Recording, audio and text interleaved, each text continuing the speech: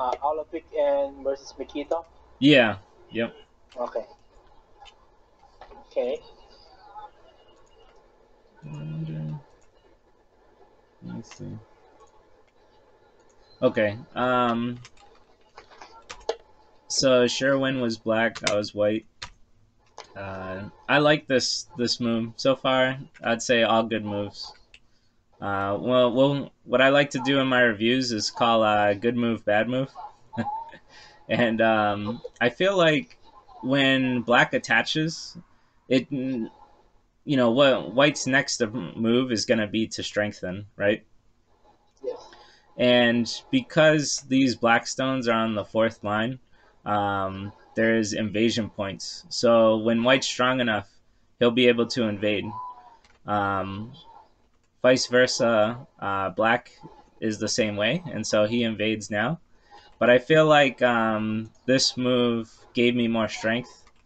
If you just invaded now, I think it would be even a better result for you.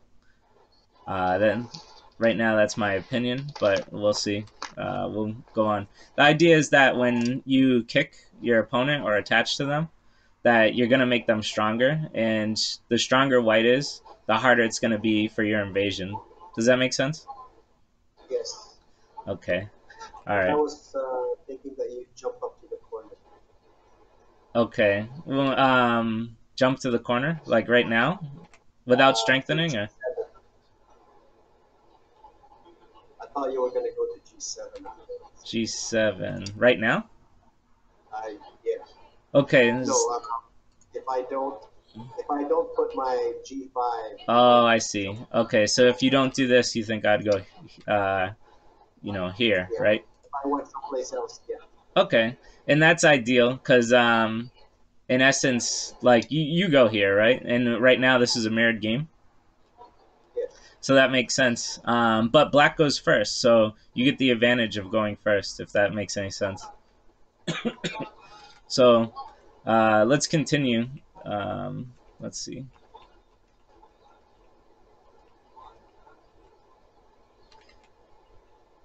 This is all fine. Now that white is strong, he has to invade, right? Like I can't win with just these points. And white has almost no weakness, so now's the time to invade.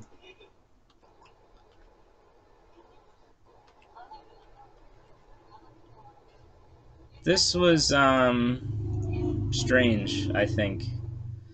When you have a strong group here and like a group like this is like end game. You'll see this almost at the end of all games.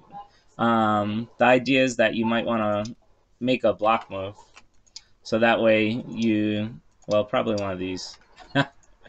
So that way you stay strong. Um, Yes. because once you, in the game, once you played here, now there's a weakness, right? Yeah. Um, and so this is the move to punish if black doesn't defend himself. So I can see what this move, the Mark Stone, is doing because you want to build the territory here, right? And also connect down because I thought I was going to get. Oh, under here. Yes. Okay, yeah, that makes sense. But I feel like I don't know. Just in my personal opinion, I feel like you should stay strong here because white isn't alive yet here. So if white G7. tries to come into your territory, like you can start harassing and killing these stones. But let's move on. I got this. So white was able to attack here. I thought you would block here. That's what I was looking too, but then you would have like extended his. True. Um, yeah, and it's a hard game for black to win at this point. I think this maybe would be considered the losing move then because of this weakness. Yeah. So the idea is that when you make this type of group, you should stick with the idea of staying strong and then keep attacking. Because in the beginning, you were attacking this stone, correct? Yes. So if you keep to your strategy, you can get a good result. If white comes back, let's see, to live, then you can stick to your strategy and make points.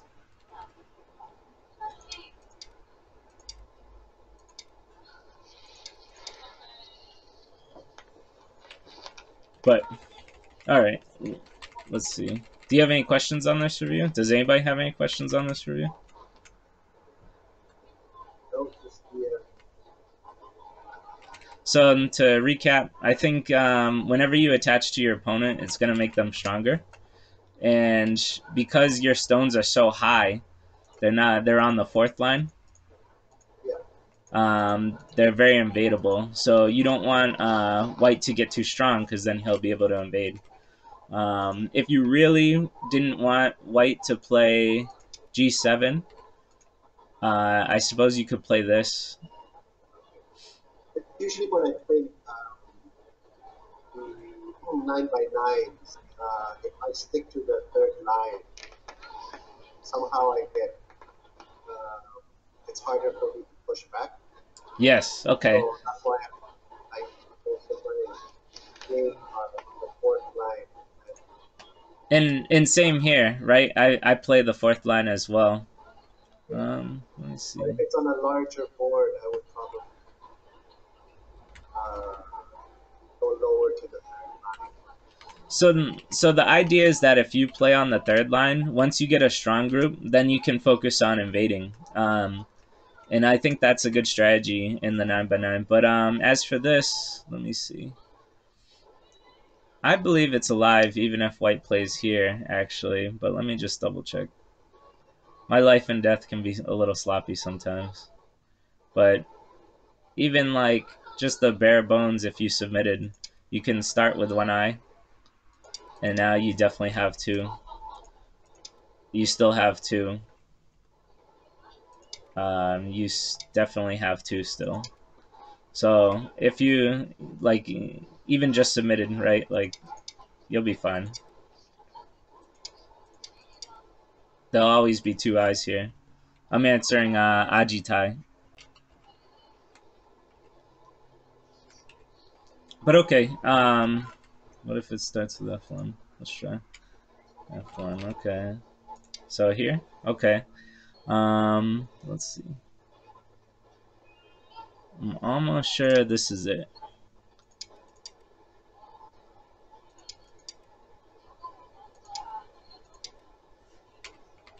Question, why not play E9 and move 25?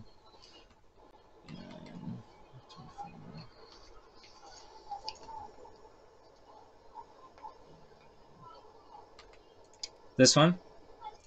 Because you can threaten to kill. So now black has to block, right? And then white can just cut through. And now you have a weak group here and here.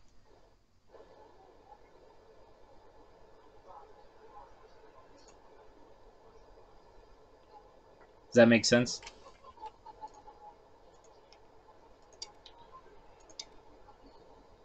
And if you block this way, white gets the kill.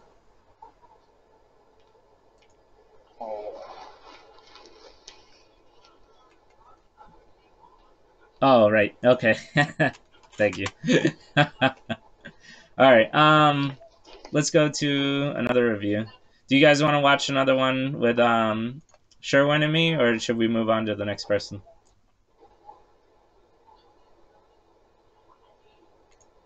I think we should just do the Sherwin one, so that way, you know, we'll get it all going. Yeah, I think that's nice. The next one, Sherwin actually beat me. I made a big mistake. You were answering their questions, so I got lucky. Yeah. Okay. It was a good game, though. I mean, to find your opponent's mistake and then win, you know, that's That's the fun part about Go, I think. Oh, I put in the wrong link. I didn't put the review. But when I hit review, it should show in the chat box the link. But I guess I'll just put in the link again.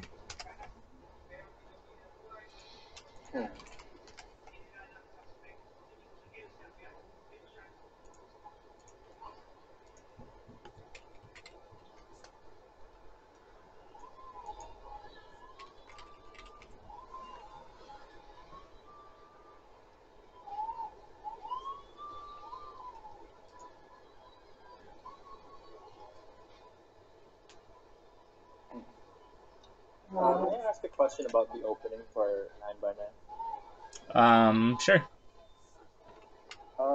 So I know like in like 19x19, like generally speaking, the openers are like there's 4x4, 3x4, 4x3, and then like how different is that in a 9x9 board? Like is it too conservative to play a 3x3? No, I don't think so. The 3x3, you can invade. Like in this game right now, like he played on the 4th line, so now I could invade, you know. And there's no way he can kill White. He'll get influence, which makes the game a lot harder for White. But if you're a lot stronger than your opponent, sometimes they can't use the influence correctly. But I don't think it's a bad idea to play the 3-3. I prefer the 4-4 myself, but I don't think it's bad. Okay. And if any of you guys played that in any of your games, we'll talk about it and more. So if everybody's here, I'll start. We'll play good move, bad move again.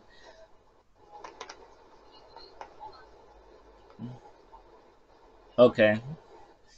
Satomi says that the 3-4 wouldn't be a bad idea either for an opening. I think the one jump here is a bit slow.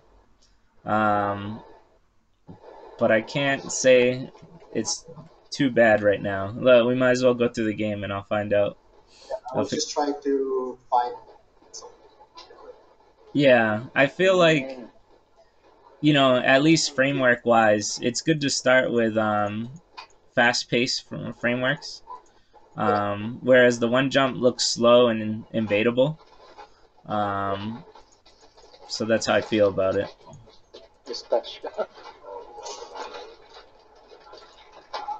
Let's see. So yeah, this attach, once again, when you attach to your opponent, just like in the last game, Sherwin, it makes me stronger. Which then, once I become strong enough, then I can like do what I want. I can invade or whatever. So I don't think it's a good idea. If you want to take away my territory, maybe this would be the first invasion I would think about. Or even instead of something like this, maybe even this. Because you can keep threatening to connect to your group.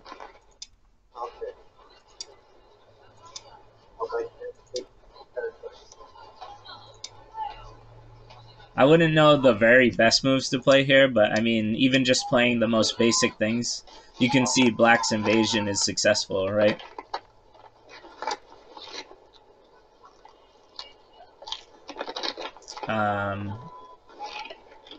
And then I wouldn't know exactly where to go from here. But the idea is that when you attach to your opponent's zone, it's going to make them stronger.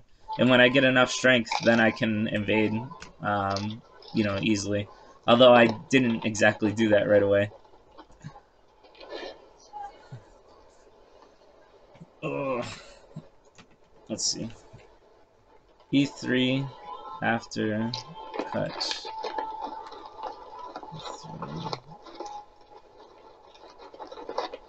I'm not familiar with the. When to attack? I'm sorry, go on. Oh, in the wall variation, he's saying. Let's see.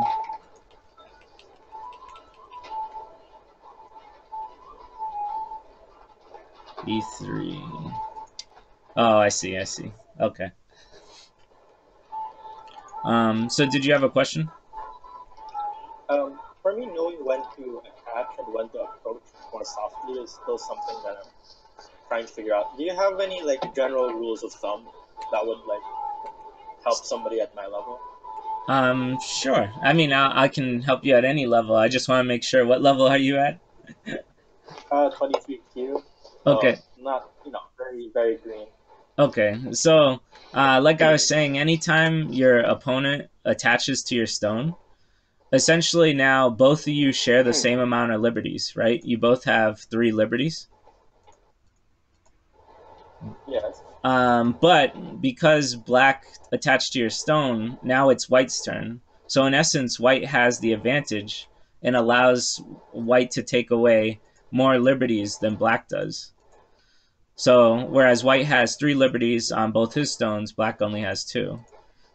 So that's why when I say it's not good to attach right away, because when you do, it strengthens white and then it weakens black, which is a bad way to start. Does that make sense? Yeah. I see it now. I see that now. So whenever It's your like, opponent attaches to you, the first instinct for me is to hane, to turn the corner, just like this.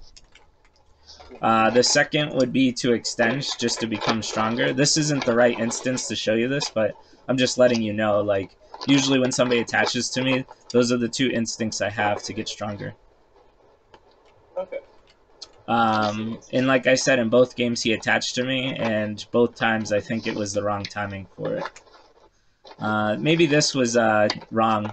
I wanted to make black have bad shape, but I'll leave it at that for now. This was good for black.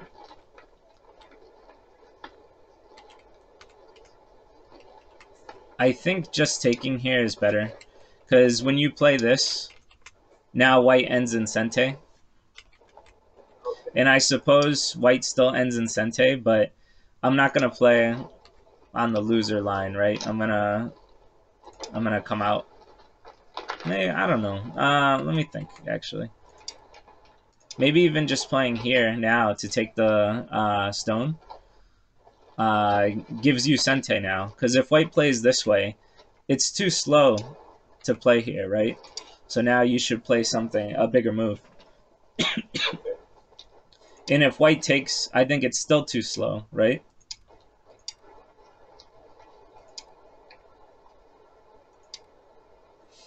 Or even just this, right? And now black's getting much more territory.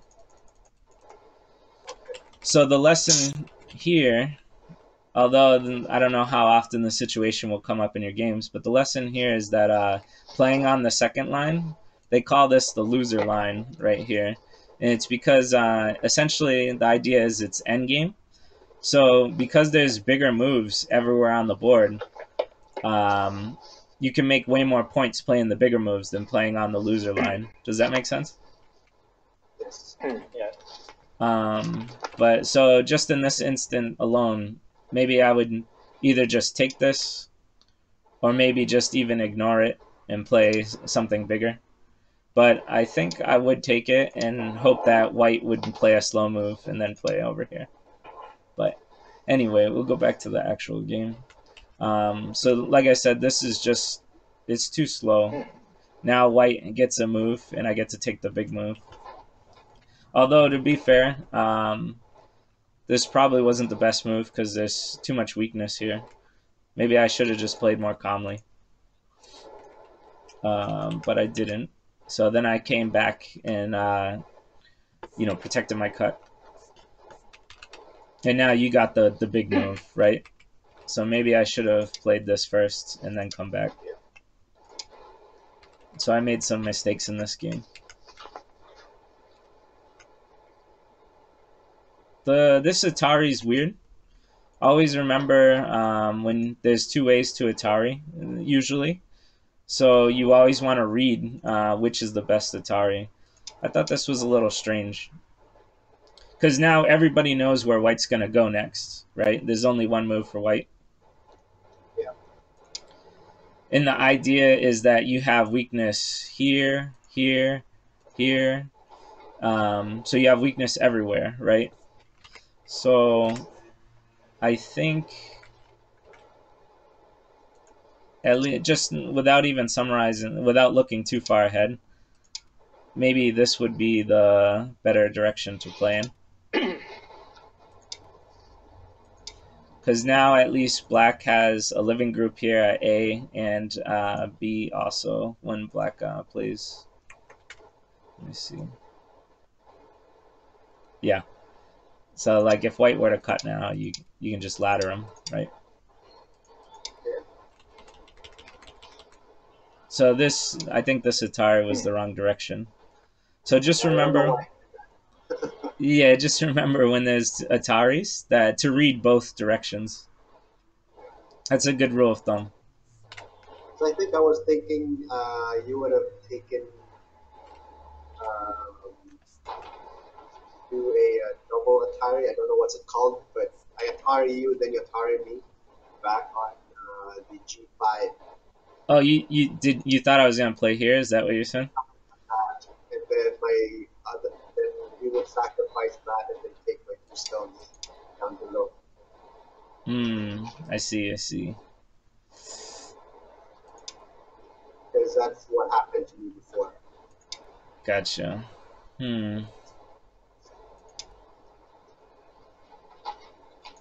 I'm just trying to I'm play not this sure if out. they're gonna survive, but then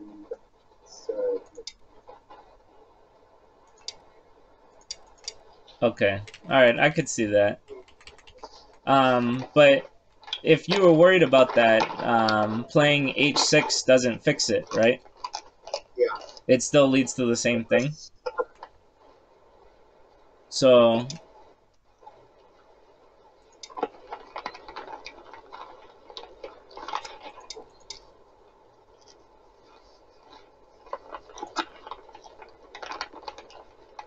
yeah. Okay.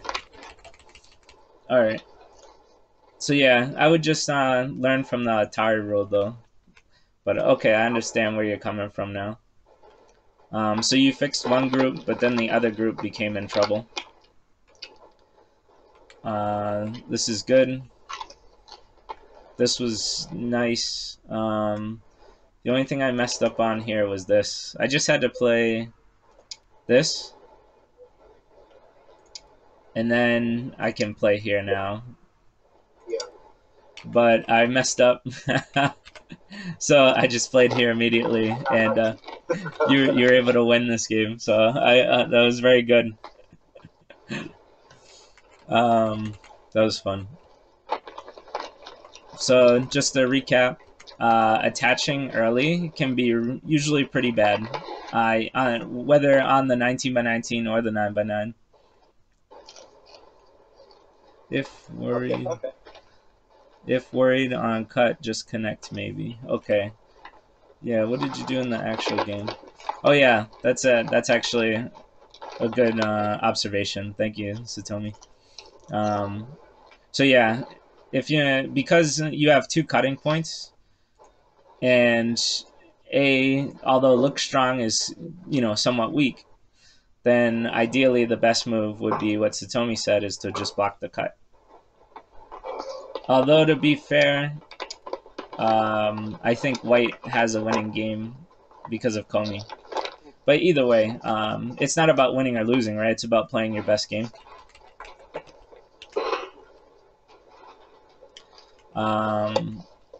So remember the attachment. Remember that if your opponent attaches to you, strengthen yourself. And I think it's not a good idea to attach right away. Something better, like I said, would be an evasion, or maybe just taking a big point. But I like, usually, to be honest with you, here's my strategy, if I'm allowed to. If I can strengthen myself, like the one jump is really strong. So whenever I'm strong, when I get to a point of strength, then I'll just start invading. Maybe we'll see that in other games. But this is just a recap. So attachment, and the only other, this lesson here is about the loser line in Sente. So it's bad to play on the loser line early in the game, especially if you're going to lose the initiative. So now it's white's turn. So white got the initiative because black was one move away from death. So it's not I good have a to. question about the. Sorry, go on. Question about what? I have a question about the E5 move. You said that it was a mistake. Like if you go, like looking back, you would have played something different. Mm-hmm. Yes, that move. Um, what what makes it a bad move in retrospect for you? Um, let me, let me see. I feel like, I mean, I don't think it's a terrible move, to be honest with you. But I feel like if we go forward, this weakness kind of sucked that I had to play backwards, right? And the weakness is because I don't have enough liberties. I like shorted myself liberties. So I feel like this move didn't do too much for me other than strengthen black and then leave myself a weakness. Maybe I just wouldn't care about it. And initially, that's kind of what I thought. Like, just don't care about it. But I don't know. I guess I can't really explain why I consider this a bad move. It just felt bad. Sometimes Go is about feelings, right? Like just how you feel. Yeah, like intuiting how things kind of go, rather Yeah, than like discrete like moves and data. yeah. So I don't know. I mean, once you connect, it just feels bad because I have like two cutting points, right? I hate having two cutting points. Okay, um, okay, so if I was to play, maybe I would just. I didn't want to play on the loser line, so maybe even playing here or here and setting up like a Tetsuji would be nice. But I feel like attaching to black would make him stronger. So, but then again, now this one it would be the same variation. I don't know. Maybe I just can't explain it well enough. I'm sorry. oh, it's okay. But I'm learning a lot. yeah. So the loser line was the second lesson in this game, and the third lesson was this Atari. Like whenever there's an Atari, make sure to read both directions before you do it.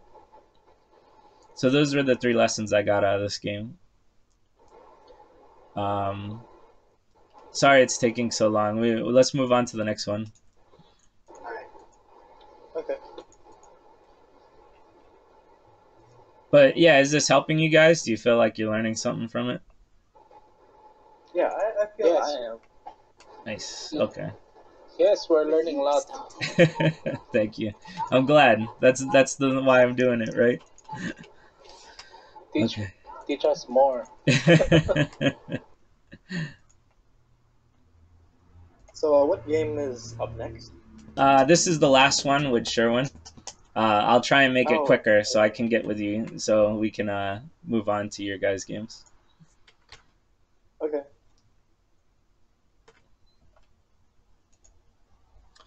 Okay.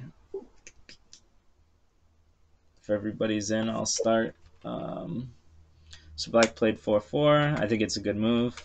So this time, you guys were asking about the 3-3, and like you'd have a disadvantage, right, if you play the 3-3. But once again, I don't think that's the case. As in the 3-3, Hello, hello. the 3-3 is hard to invade. Hello, I can hear you. Okay. Are you reviewing another game now? Yes. Do you see it? I got disconnected.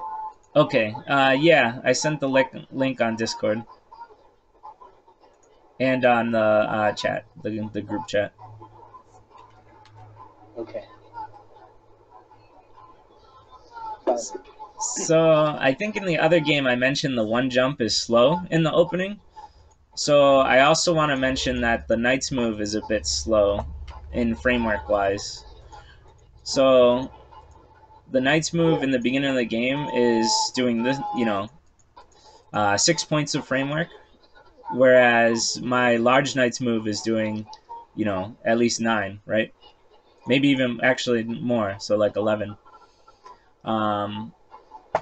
So the idea is that if you play slow in the opening, you're not going to make as many points while playing. So maybe black should play a 2 jump or a large knight's move. But the idea is that a one jump or a knight's move is a little slow, and I just want you guys to know in the opening you should focus more on larger extensions. Okay. Okay. Okay. So we'll move on. I did like this move a bit though, because it feels really hard for white to invade now in the top left, so I did like it. I told you guys a lot about attachment and why I don't like it early. The reason I did it though is because I wanted to stay connected with this stone. Because I feel like if I play somewhere else, there's a lot of aji. There's a lot of problems, I think, for white. And let's see. I don't think I'd play here. I think I'd play here.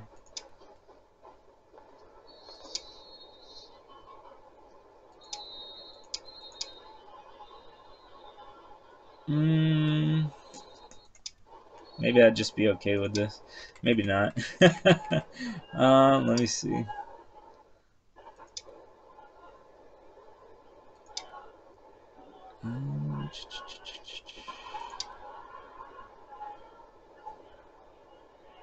So if white pushes in, he'll be in trouble.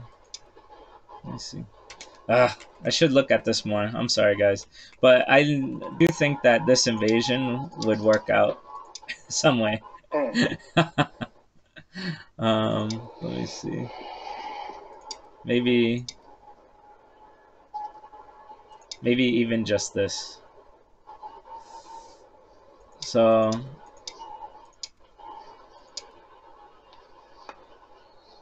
Oh wow. No, maybe not. It's got to be some way. No sequence. No, you don't think it works, Satomi? I think it does. I think I could squeeze something out of here.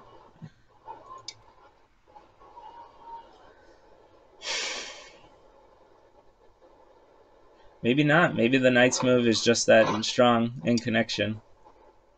It's funny, I just did a lecture on this too.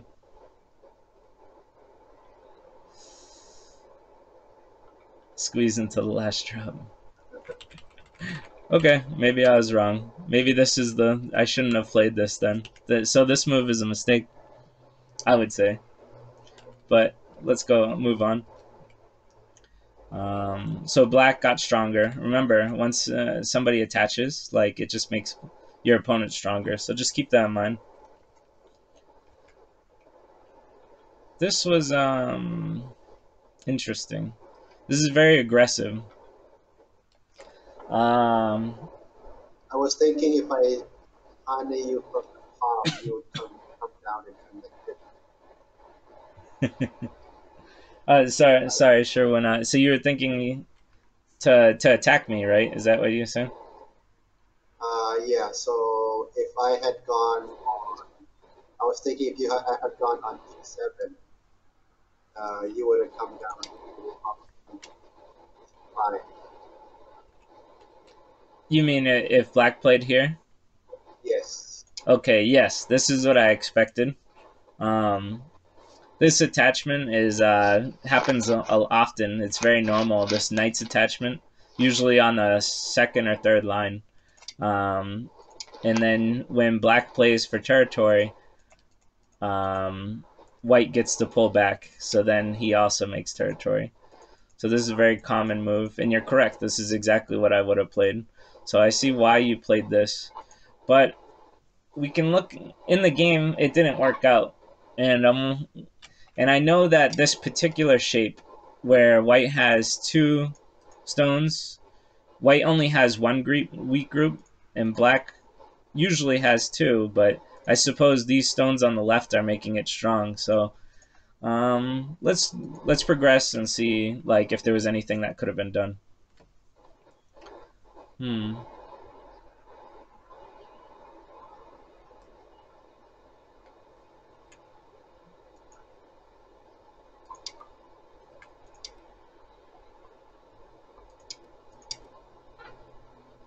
No, this wouldn't work out for black. Unless you wanted to use it as a sacrifice.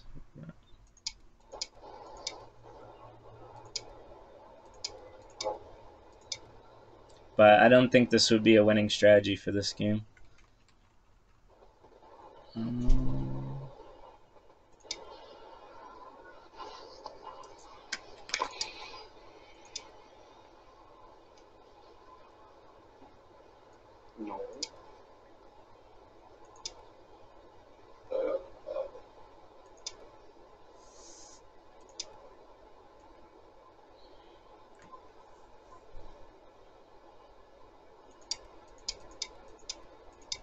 Yeah, this wouldn't work out for black. Let's see this go. Oh, this is in the actual game.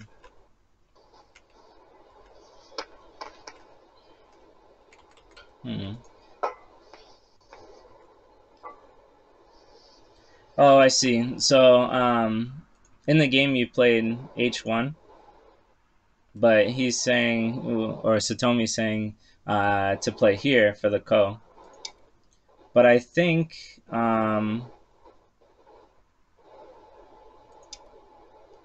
there's really nothing that black can threaten here. Maybe this. I thought the black was safe on the right side, so I started attacking it on the right. Right. You were thinking this group was safe, right? The A group. Yes. Okay. All right. Let's go back. We'll get into it once we get there. As for this, this is rough. I can't really find a good variation for this Hane. So maybe Haneing on this side might have just been wrong.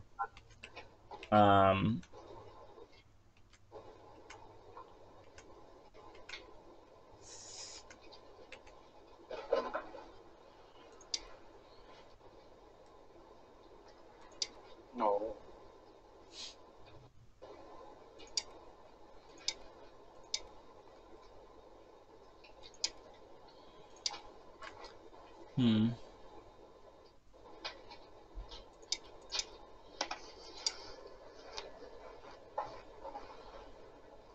Then it could be played as ko if you don't want to do the capturing race. Actually, yeah, this would be a winning strategy. And if white played that way.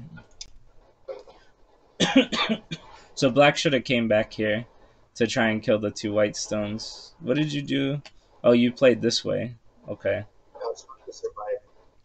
So, a lesson for this is to. You ever heard of the proverb, hit the head of two stones? Yes. So, this shape will come up very often. In fact, it did earlier in the game.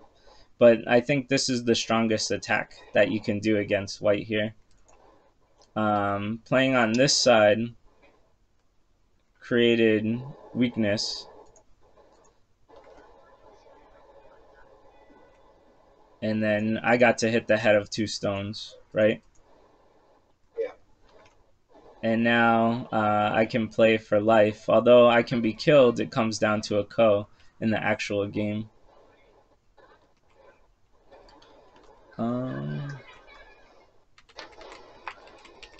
So what lesson? And this is hitting the head of two stones too. I actually thought this would give me the advantage here, but I must have made a mistake.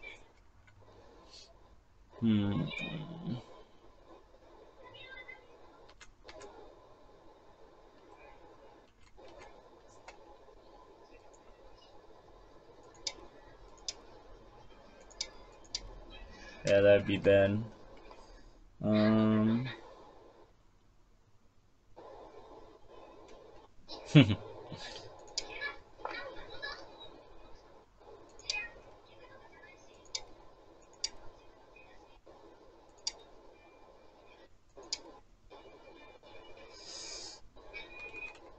All right, sorry. I'm just looking through. This is a much more. This is probably the most complicated game out of the three, right? Um, hmm.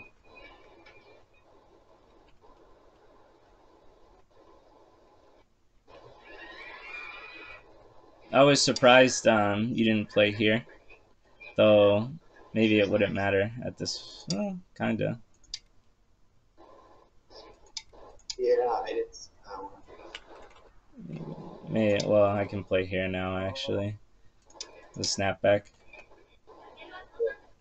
Hmm.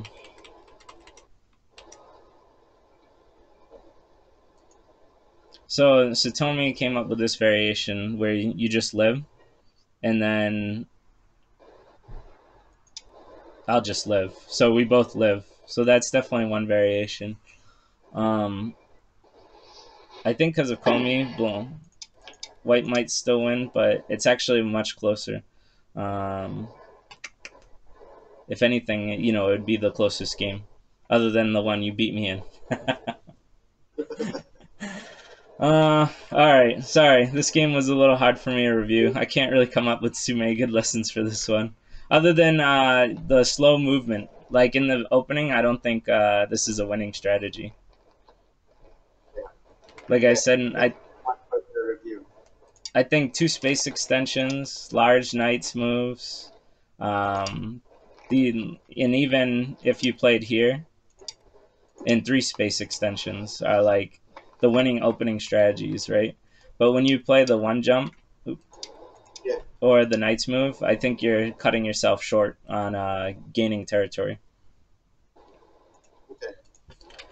Um, Other than that, this leads to complicated fights. So, do a lot of reading. Is this a good idea for 19 by 19 also? So in 19 by 19, you also want to extend very far. Usually it's, I think it's 9 or 10 space extensions between the star points. But the idea in a 19 by 19 is to start in the corners, then work on the sides, and then work in the center. And even in the 9 by 9, it's very similar, right? Like, even though this is far up, this is still working the corner. So even on the 9 by 9, you're still focused on the corners first and then the sides. Well, one thing I noticed is that, because if you look at my history of my games, I play mainly 9 by 9 and 13 by 13. But once I get to the 19, like all my games collapse. So So it's yeah, hard to jump from the smaller boards to the 19. I will eventually make some lectures on how to jump to it, but there's plenty of great books out there that will help you. One of the best books I would say to help you learn how to play in the 19 by 19 is the Janice Kim series. You ever heard of the Learn to Play Go series? Uh, yeah, Um, yeah, Janice Kim made these books, and the second volume was called The Way of the Moving Horse. It will greatly help you learn how to make bases and make large extensions like on the 19 by 19 board. okay. So, and What's the title of the book again? uh, Can I hear what's the it's title of the book? it's The Way of the Moving Horse. It's volume Okay. 2 in the Learn to Play Go series. Oh, go ahead. I Okay. mean, instead of telling us, you can share it into the chat or share some link Oh, about the particular book. yeah, sure. I'll look it up right now. Who wants the next lecture? Well, actually, I guess we can go in a line unless somebody has to go soon. But I was gonna do Battle Guardians next.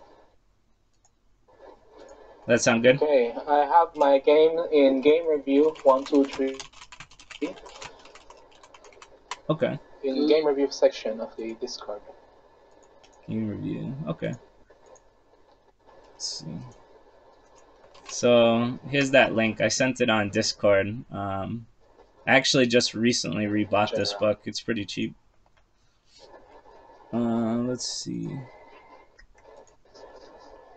The Way of the Moving Horse. Battle Guardian. So really, That's like a really poetic sounding title. Pretty cool. Yeah. So didn't you say you had a review already set up? Can you send the link, or should I just open it and send a link again? Where's I don't mind just looking through your game. You're Flash 15, right? Yes, I'm Flash 15. Okay. So, and you were facing Hadal Critter? Yep, that would be me. Huddle Critter. Okay, I'll set it up. I'll just go to the review game and then send the link. Review started. So I sent it here on Discord. Okay.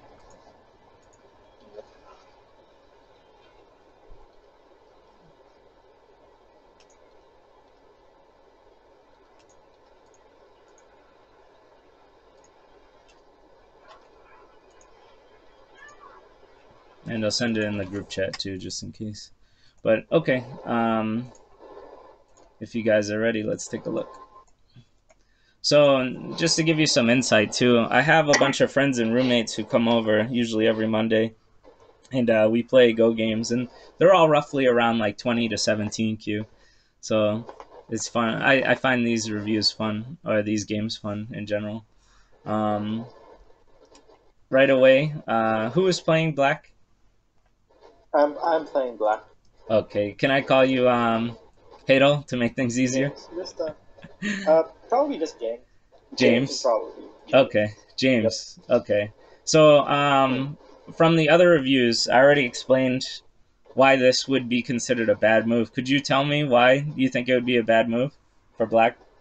It's too close to the wall, so it's on the losing line. Yes. Where it doesn't have a lot of potential to make territory. Yes. Yeah. Exactly. So this is me kind of not knowing how to deal with like the 9x9, because like I didn't practice on this board. Okay. So my thinking was like, oh, I'm gonna play on the star point, and then I'm gonna play a bit more conservatively on the other corner. And Gotcha. it's like, just one space away is like already a lot. Yeah. Yeah. So in the 19x19, if that's what you play on all the time, this is the 3-3 point, whereas in the on the 19x19, this would be the star point, the 4-4 point. Mm-hmm. So playing on the 3-3 is already pretty conservative, whereas as you know already now that this is too conservative, right? I see. So that good. I'm glad I could help you. Hopefully I can help you already. Let's see. So far, so good.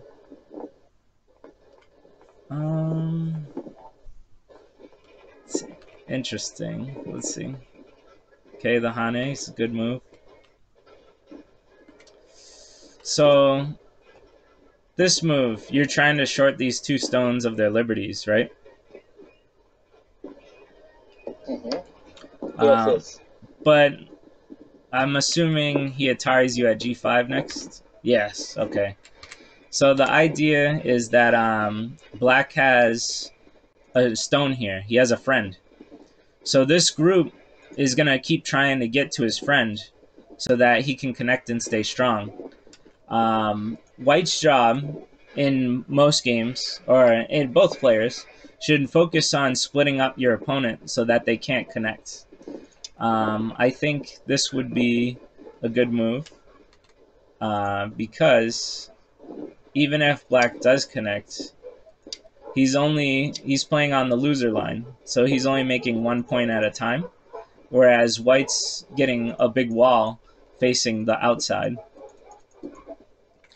But when you play here, Black Ataris you, and now he easily connects. This is a bit slow, but the idea is that now all his stones are connected very easily, right? So, yeah. Unfortunately, White failed here. So, when it comes to this situation, you should always be thinking about keeping the opponent separated.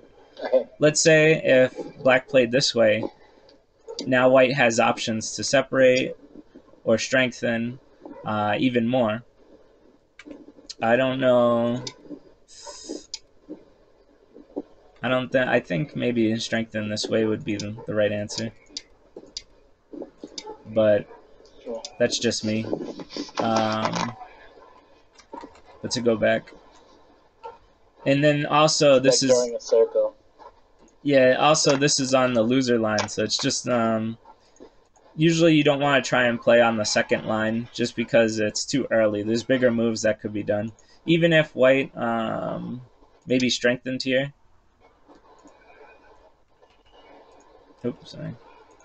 And then black connected. Now white can take a bigger move, like just ignore this and split your opponent. Okay. Okay. So this move, I don't know who won yet, but this is a move that could make you lose the game. But then again, I mean, so isn't this move, right? So we'll continue on. Let's see.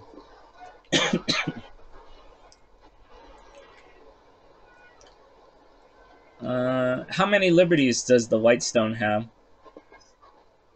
Currently 2. Yes. So whenever you consider playing a cut, so this is like cutting your opponent, you want to consider that you only have 2 liberties, and then you know it's black's turn, so he can bring you down to 1 very quickly, and that means death. So whenever there's a cut and you have the instinct to play it, you just want to read out how black will react to it. And this can't go anywhere but the wall, so that means death. Let's see. This is a good move. Maybe black should think about connecting this way, because now if white pokes in, black can do some keep connected, or at least attempt to be. White can't do too much to black. Black is too strong on the A and B group, and C for white is too weak. So, and vice versa. This is a different story.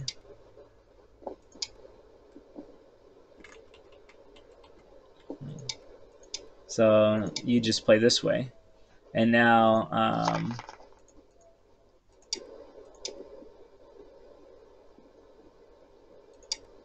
now white's in trouble still. Does that make sense? Yeah. So if But the corner is not enough like space to live for him, like in that configuration. yes, so if white plays here, black will take the eye, and you can see that this is it's only 1 eye. You know what I mean? There's only a possibility of 1 eye. I see.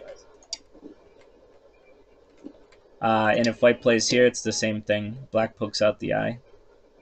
And even if he tries to get more, like, there's nothing. I guess it could be down to Ko if it was played this way. Maybe black should just play here then. And it's still, like, white can't have 2 eyes.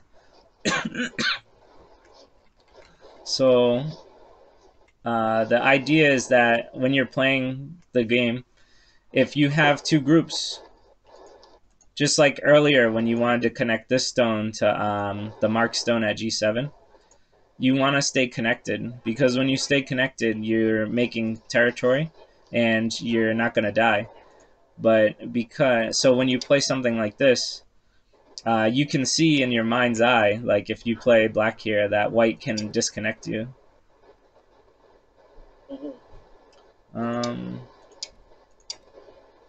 I suppose it could be played this way, though. Let's see. How'd the actual game go? Okay. So even though black, I guess, still had an option to connect, you chose the peep here. Let's see. And now white's in trouble. Okay. Do you guys know this is called the peep? What makes it a peep? So this would be the tiger's mouth, this formation here. And Okay. what a peep is, it's kind of like you're peeping in. You're like, hey, can I come in here and kill your stones? And that's what black is asking when he does this move at d6. So this is what would be considered a peep, the black stone here. And usually white will respond. And now, for sure, black is now disconnected. And now black has weak stones that white can attack. But because white didn't connect here, black's peep was successful. So he now just pushed in, and now white is cut off, right? He's cut off from the B group. So it's bad. It's disadvantageous for white.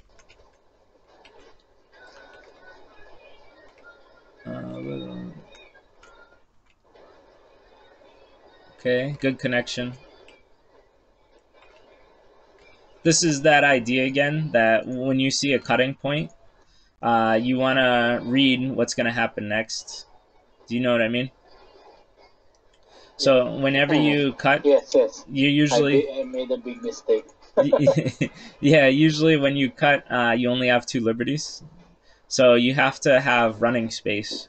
So if you're against the wall or on the second line, it's usually not a good idea to cut, unless it's going to lead to something. But unfortunately, this didn't. This too looks like a move that won't work out. There's not enough space for eyes in here. Have you studied any life and death? Very minimal. Very minimal. Okay. It's a good idea to look at some basic life and death, so that you know when it's useful, when to invade, and when not to invade. So this whole game, you've done a lot of invasions that just unfortunately doesn't work out.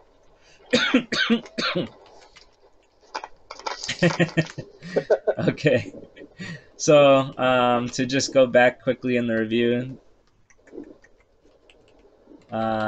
you know the problem with this. It's on the loser line, so it doesn't build up a lot. A better move may be just to play here. It's a 3-space extension, so you're building like a large framework. Or I personally like doing the large knights move, because even when I tried disconnecting it in my own game, we couldn't figure out a way that could properly disconnect it easily. So I think these, even the 2 jump is okay, but I think it's still a little slow.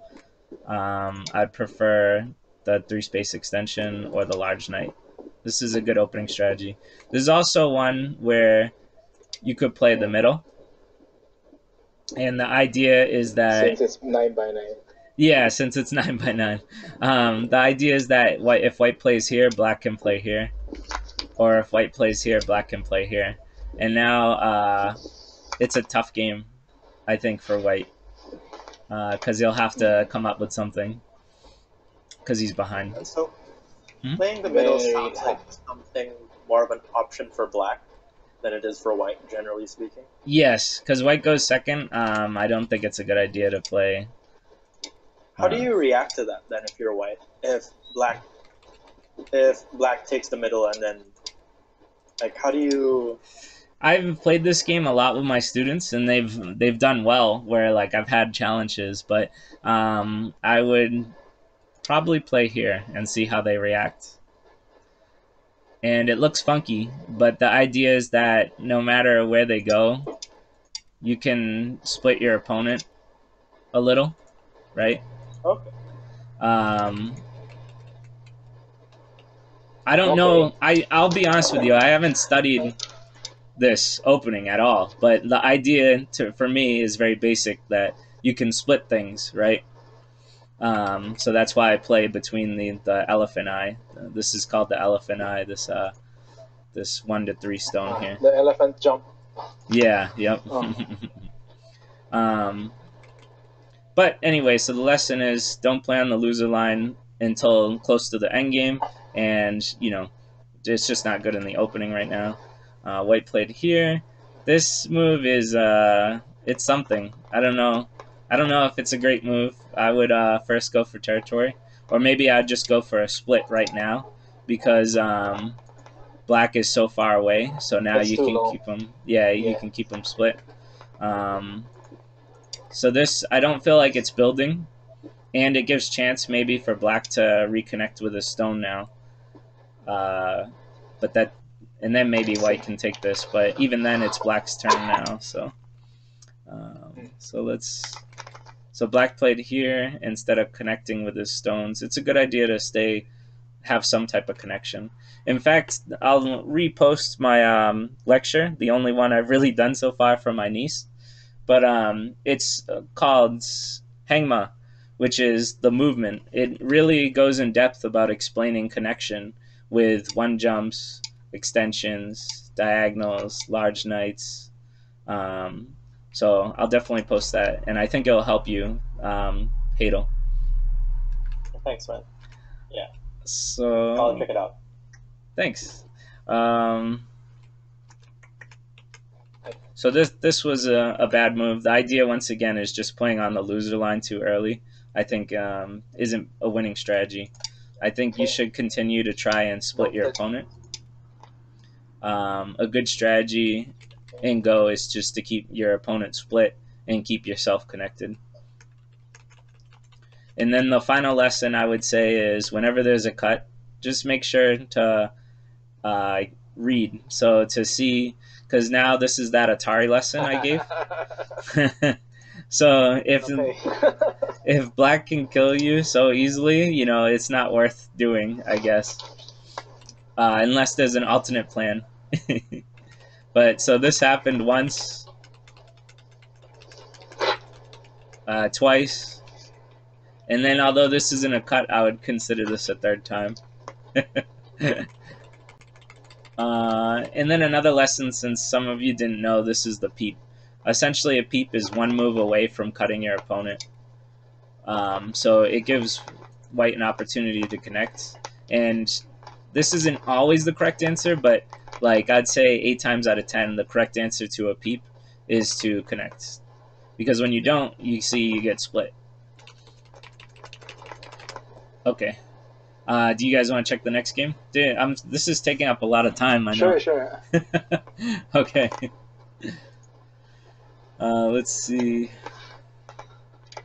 We took the next game, and I played black. Okay. Let's see. Another piece of advice, I guess, is although you said you're learning on the 19x19, I think it's much more beneficial for you to play way more games on the 9x9 because you can learn a lot faster until you're like 15Q or maybe 17Q. Oh, okay. Okay. As you can see, I can teach you guys many concepts very quickly on the third, the 9x9. Does that make sense? Yeah, like 19x19 is kind of too drawn out, too complex. Yeah, there's definitely a lot. Sorry, I sent you the wrong link. I sent the right link this time. But yeah, the 19x19 is, again, from the first game, I thought I had a bigger area from the lower left, so I leave it at that. Okay. All right, let's see. I'll wait for everybody. This time I played the center. Okay. That's viable for black on the 9x9. And for years, it was even viable for black even on the 19x19, although the computer AI sensei says it's useless. And a lot of pros did over years too. But it's still fun. I don't know if any of you saw the Hikaru no Go movie, but there was a player who played Tengen. And there's definitely Josekis and strategies for it, so. Okay, I think everybody is in. So let's go to the review. But I'm okay with this move. Don't feel bad about this move yet. Okay, good move, good move. No. This is, I still think it's a good move. Wow, this was actually played. And let's see how this plays out. I think it's okay. It's a tough game for white. Black won this game, right? Yes. Yes, okay. So yeah, white has a tough time against this opening on the 9x9 board. Although this is a little strange. I think We maybe just filled out all the star points. okay. I think like your opponent is one move away from like getting into you, and you're gonna have a much harder game. Black. Right now, you can clearly see white has way more. Right. So, but white played here. Okay. Yes. So white was more focused on territory, right? Yes. Yep. It's not a bad strategy for white because white has Komi. So if you build better than your opponent, you'll win. But I still think the idea in Go is to focus on splitting your opponent.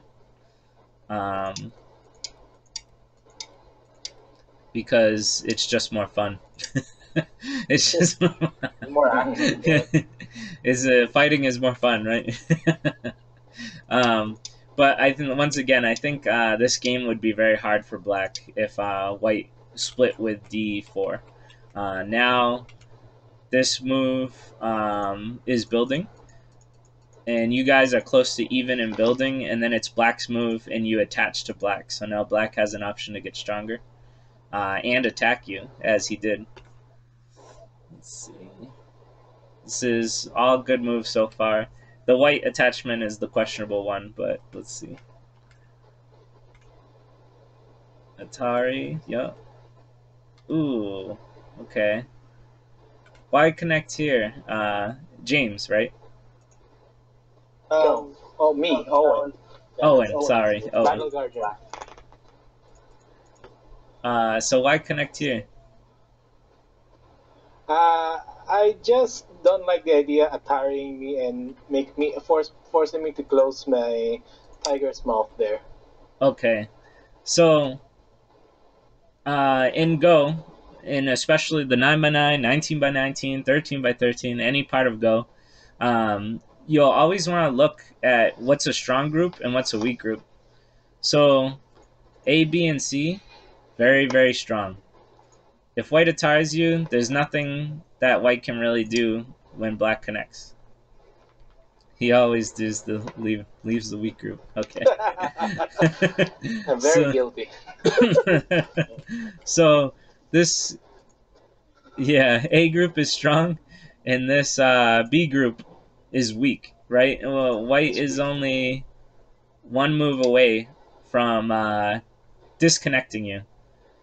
And I've said it time and time again that in Go, it's fun to disconnect your opponent. That's what makes the game fun, because you get to kill things. So did white disconnect? Yes. Okay. Good. Yes, I got disconnected.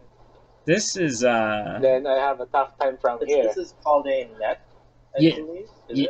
yes, that's right. This formation is a connecting So Tetsuji, I want to see. So that's why I did not continue playing there. okay, yep, and this is fine.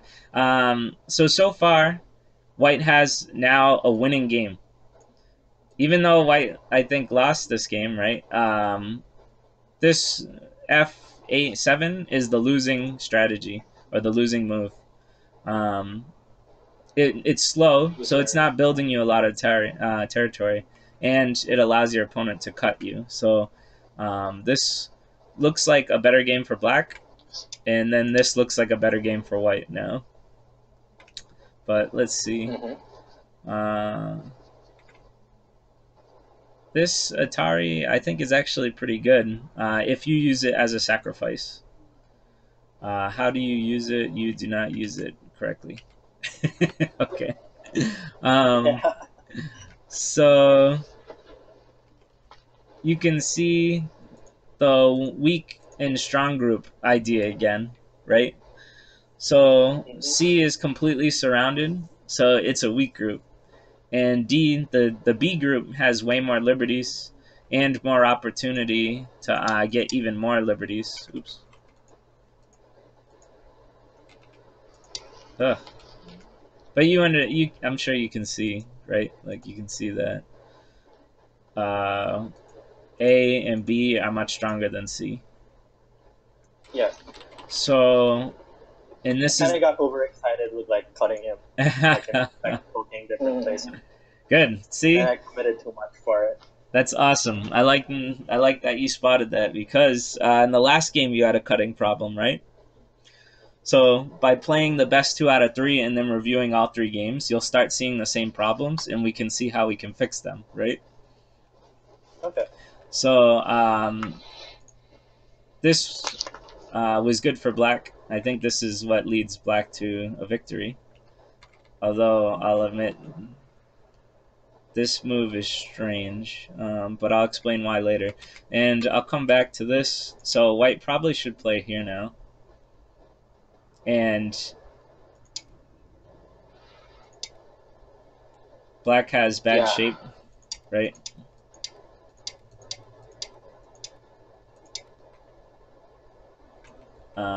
So Black shouldn't play this way. Black can't play this way.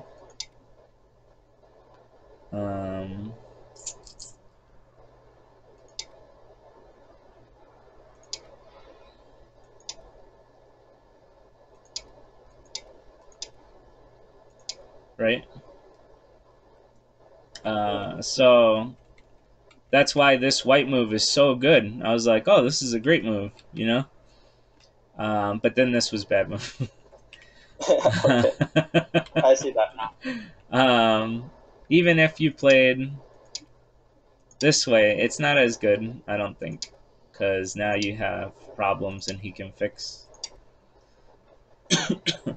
But I don't know if this is a Tetsuji. It probably is, but I don't know. I wouldn't even know what to name it or anything. I think it's a Tetsuji. It's a smart play. Yeah. Yeah, and Black doesn't really have a good answer, unfortunately. Like, I feel like Black's just in a bad position here.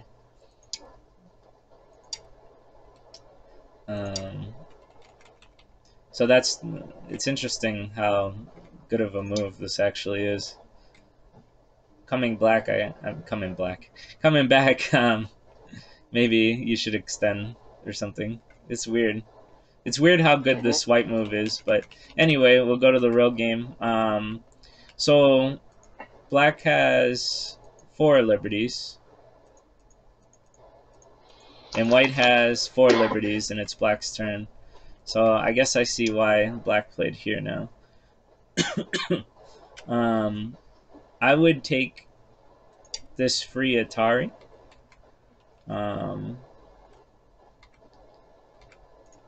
Because it's free, right? Like White needs to answer. And now Black definitely has much more liberties. I don't know.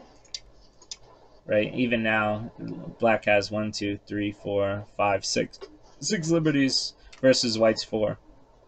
So that's just a minor thing. Let's see. Atari. Ooh, okay. Yeah, this is a big blunder. Yeah, yep.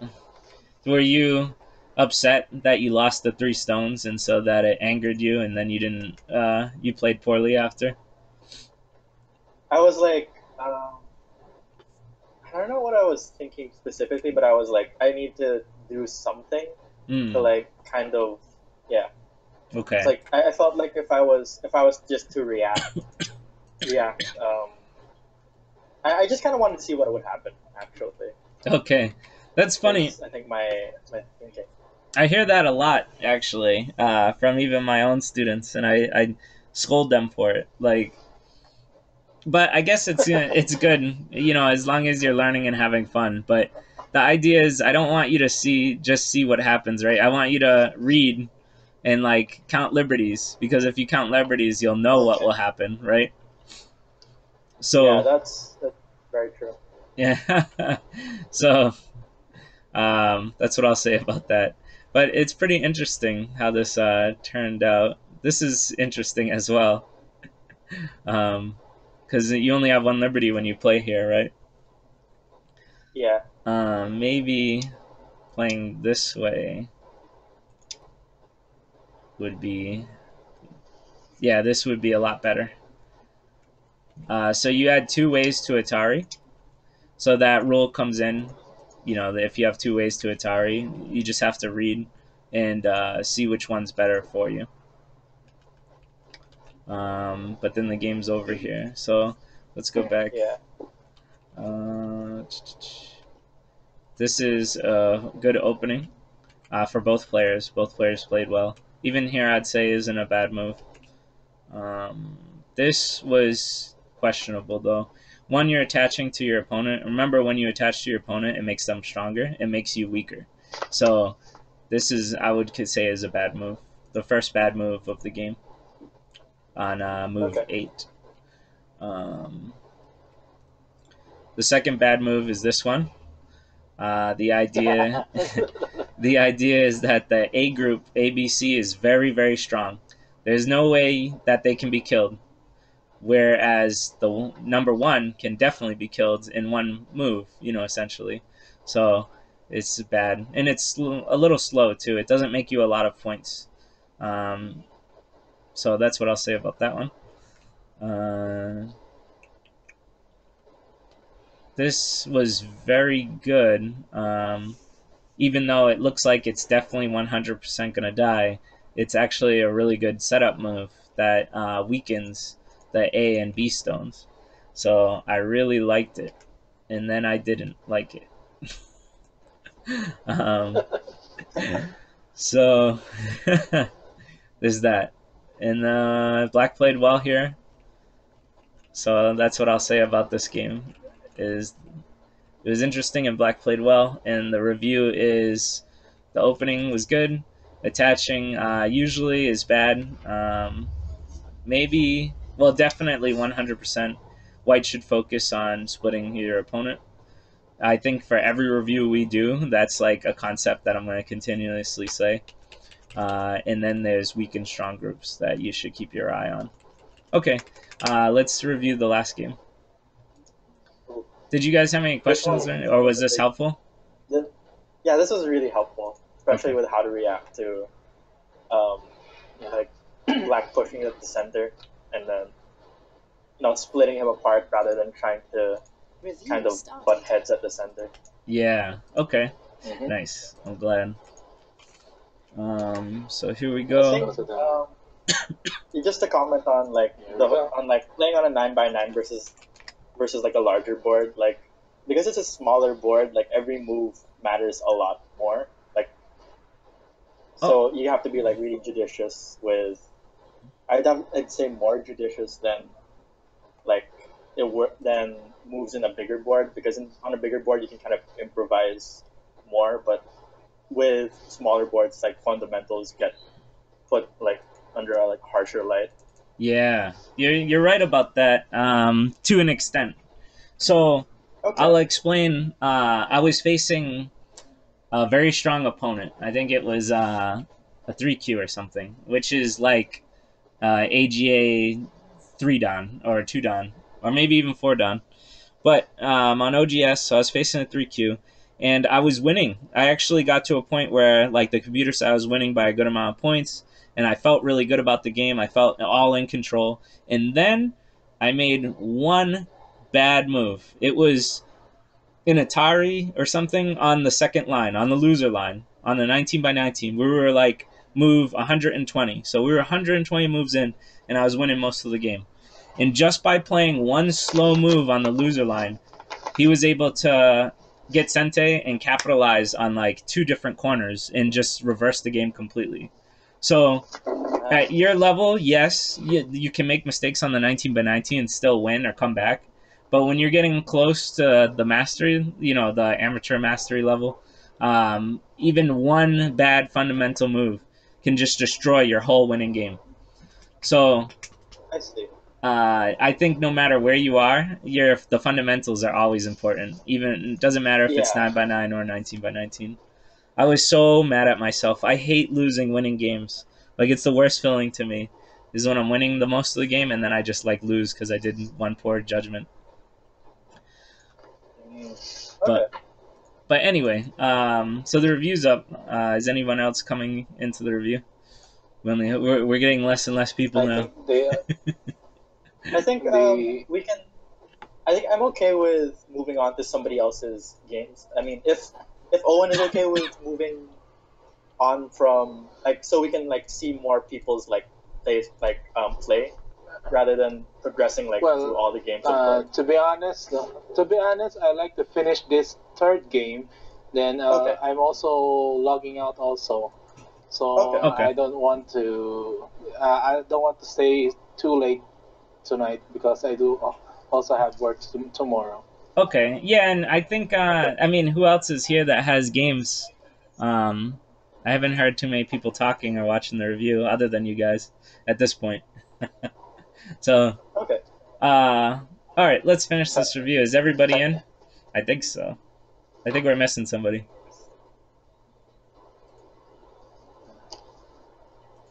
There we go. Okay. Ajite and Tanim Bato. There we go. Was Tani in the other ones? I'm not even sure. But all right. Well, I'll just start. So Black played well. Good move. Good moves. This It's weird. yeah. Second line. Yes, I was gonna ask who can tell me why it's not that good, and that's the reason, right? It's on the loser line. A better move might even be just to try and split right now. And no matter what, it's hard for White to stop the split. Although there might be an advantage to playing this way, so maybe even play like this. But the idea is that this is on the second line, and so it's not doing as much as it should. If I was White, I wouldn't even answer it this way, which White didn't. I would answer it this way, which White did. Wow, good job. Good job. Good job. I thought for sure you'd block the territory, but you blocked the influence instead. Cool. This is a good move for Black. This is a bad cut for White. Very guilty. I hope for your next 3 games, whenever you play again, that try to read the cuts more, right? We'll try and break this habit. So now Black is pretty strong. Let's see. Again, the second line. I think maybe a better move might be to either play here, The outer. or maybe peep. Although I think White can cover it. But then Black can attack this White stone, so. Or to connect. This is also a good idea. I think this White might get alone more, but staying connected I think is never a bad idea. So what happened? Oh, so yeah, Black played here. Let's continue. White played here. This is a good move. This time I did not go in. Okay, yes, I like that. I learned from the mistake from my right side. Okay, I like it. So White has a good opportunity here to make a lot of points. Let's see if it happened. No, it didn't. Okay. What would be the right? What would be the big move for white here? Atari. So this is the reading where like there's an Atari option. Like before the Atari. Oops. Let's see. Let's say if black just played somewhere else, right? This Atari, I guess, is still good. Never mind. How should I put it? All I know is that this Atari wouldn't, this cut wouldn't work, right? But now that there's something that you can bully, now you can come back and make points. I think you can even get away with this one, but you lose Sente. But you still made a lot of points and got a capture. But this move is completely surrounded by black. And as long as black fixes... Okay, black didn't fix. But as long as black fixed, white now can't do anything, right? So this would be considered a peep. Because you're one move away from killing or cutting things, you know? So usually black would respond. I liked black's active Atari here, but then black needs to come back. But he didn't, so let's see. Oh, so white capitalized, right? Now black is in trouble. Everywhere.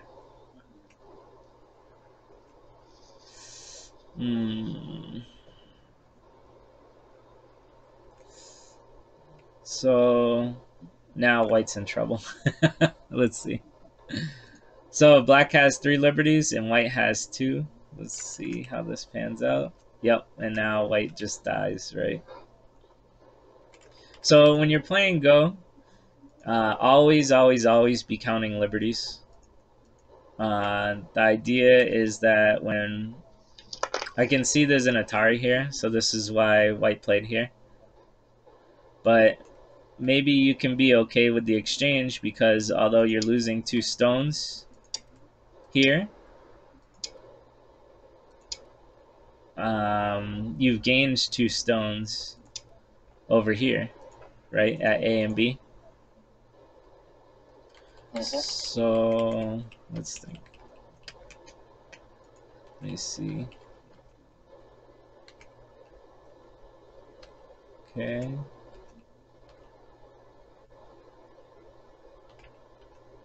Oh, okay. And that's the real big boneheaded play. Yeah. Okay.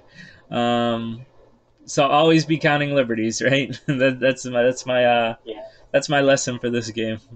Is you know, when you connect, obviously you only have 1 liberty, so that's what happened in the game too. Okay.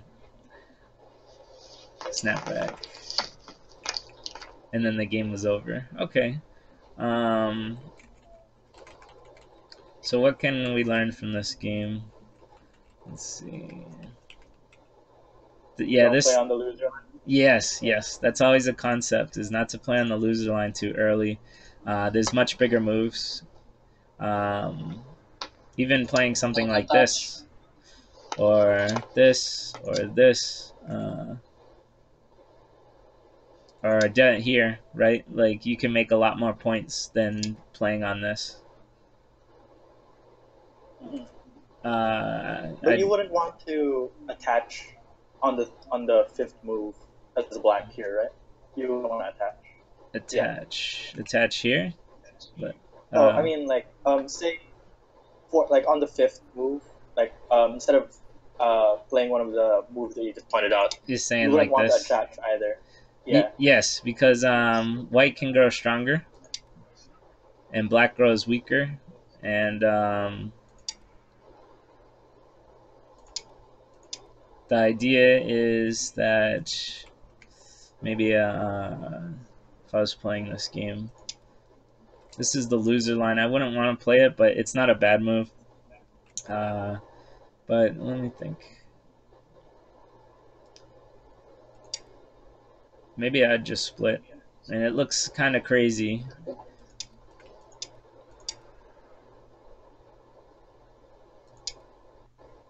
It is. But on the 9x9, crazy is what this board's all about. So it doesn't look great here. I can't say that I can justify this. But yeah, attaching here, I don't think it's a good idea at the moment. Maybe white should just play the Hante move. Now, let's see. We'll do it again. And then maybe white can play something like this. I'm just coming up with variations just to see.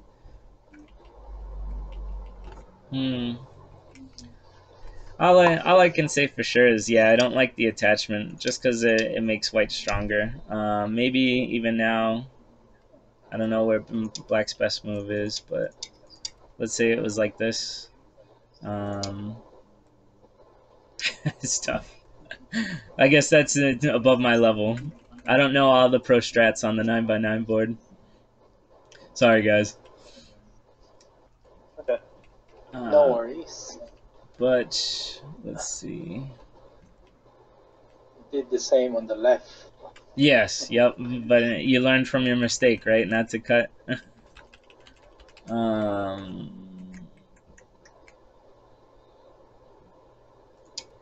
Maybe black should just be patient. Because when you play this way, like I said, it gave opportunity for white to really dig into you. And with white's Comey, I don't think you can win, but I could be wrong. Okay. But and I guess a good lesson is when your opponent peeps, you should always consider reacting to it. Like 100%, you should consider the reaction. In the other game, you saw that the peep allowed for white to split the opponent and kill him.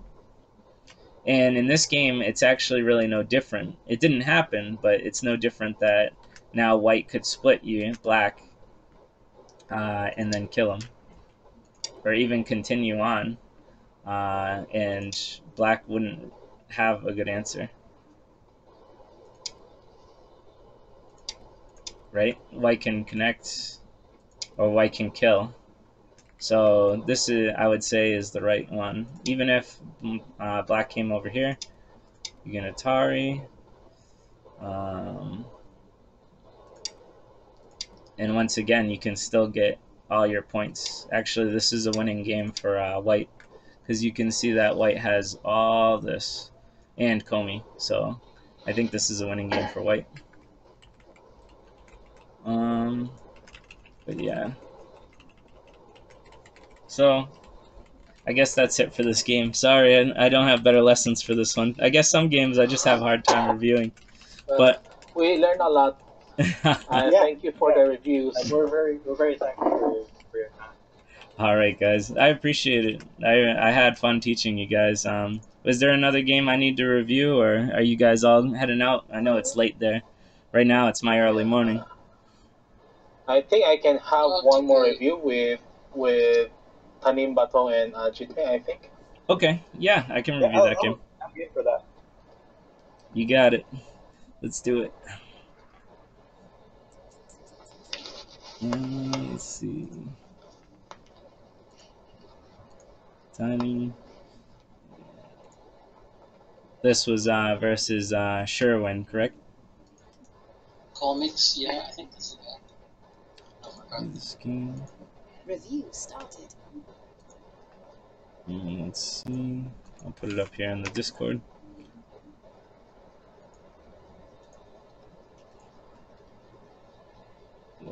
I'm hungry. I haven't eaten breakfast today. Is it morning there? Yeah, it's 10:47 now, but I think we started at 8:30 when I got on. It's already 11:45 in the evening here. Woo. You guys study go late. They're dedicated to the game. I like it.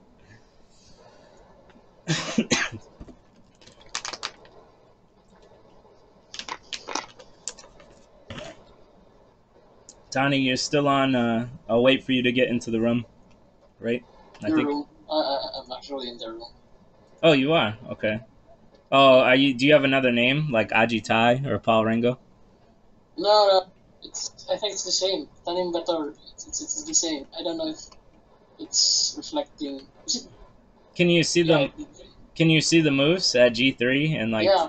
Oh, Yeah. that's weird. On my client, I only got 4 people in the room, but okay. As long as you're here, if everybody's here, I'll start. Um, so good move, good move. This is too slow. Do you guys now that you've seen a lot of reviews, what do you feel about this move?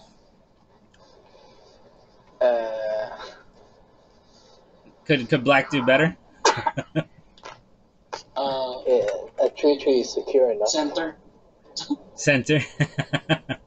This one, it could be. Yeah. It's a technique. I could see it. Oops, not that one. This one. But yeah, this is too slow. I think.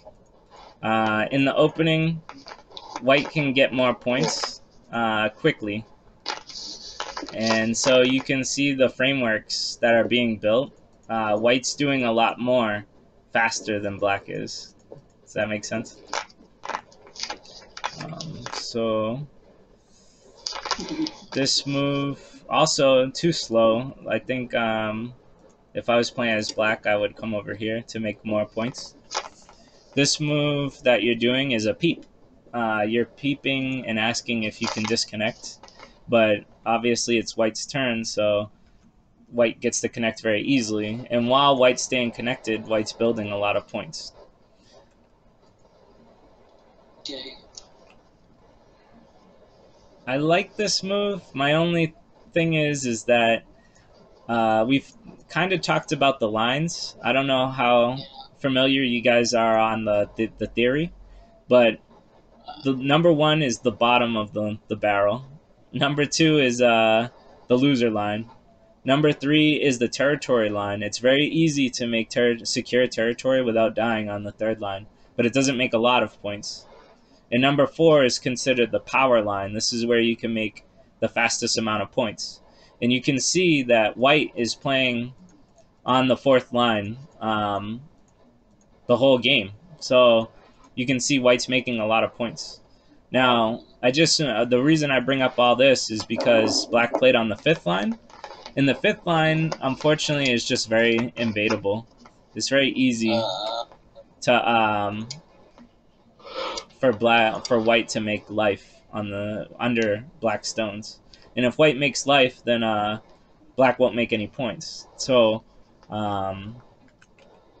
in theory, I like the E6 move, but I feel like it's too high. I think White went easy on you.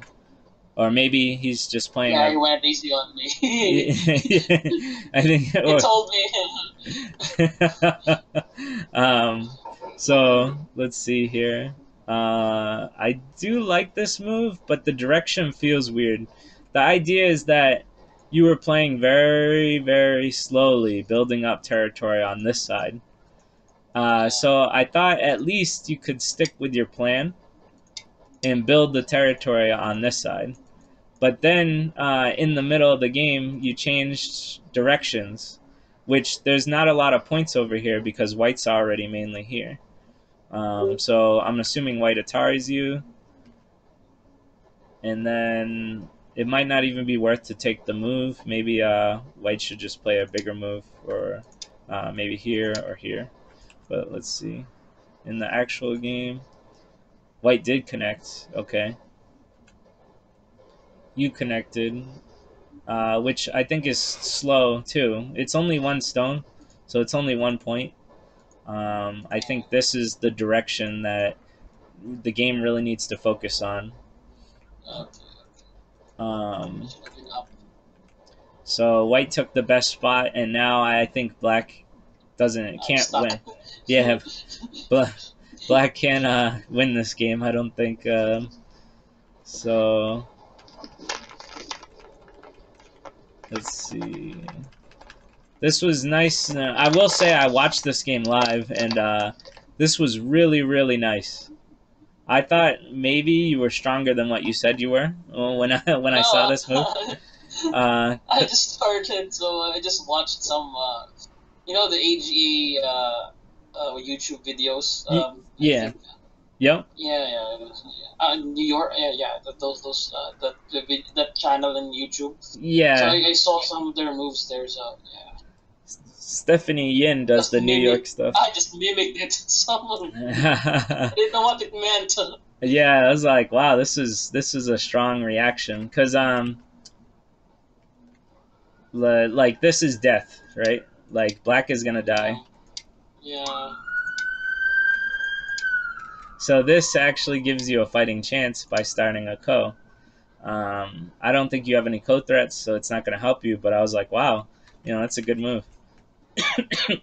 And I would say the game's over at this point. Yeah. So what I want to really project onto you in the lesson of this game is the direction of the stones. That book, The Way of the Moving Horse, helps, but ideally is that whenever a stone is played, it's projecting a direction where it wants to go, and this direction that you are moving, you're like, this is the way of the moving horse, right? You're moving your horses to take as much territory as you can, and then you change direction. So the idea is that you should try and build what you were working on, I guess. Does that help? Yes. And this, the second idea is that when you're playing slow moves like this, you're not building territory quickly. Whereas if your opponent is building territory quickly, he's always going to be in the lead. So I felt overwhelmed at that point already. Yeah. Yeah. So the idea is that you want to play maybe a 3-space extension. My personal favorite is the large knight. I have a whole video on this, so I'll show you. But essentially, like in chess, the knight moves in an L shape. So that's why it's called a knight's move. This connection here. And if you play one more move ahead, this is the large knight. So there's the knight and then the large knight. And this connection is for territory. The purpose of that is for territory. Okay. It's not only territory, but it's a strong connection. No matter what white tries to do, black. That's me there. Yeah. Black will be able to respond. I don't know why my control is messed up. Hold on. Okay, here we go. So let's say white tries to disconnect these two stones, right? Yes. Black can play a move that will help them stay connected. See? And now if white was trying to cut you, it would be a problem for white. Although, yeah, okay.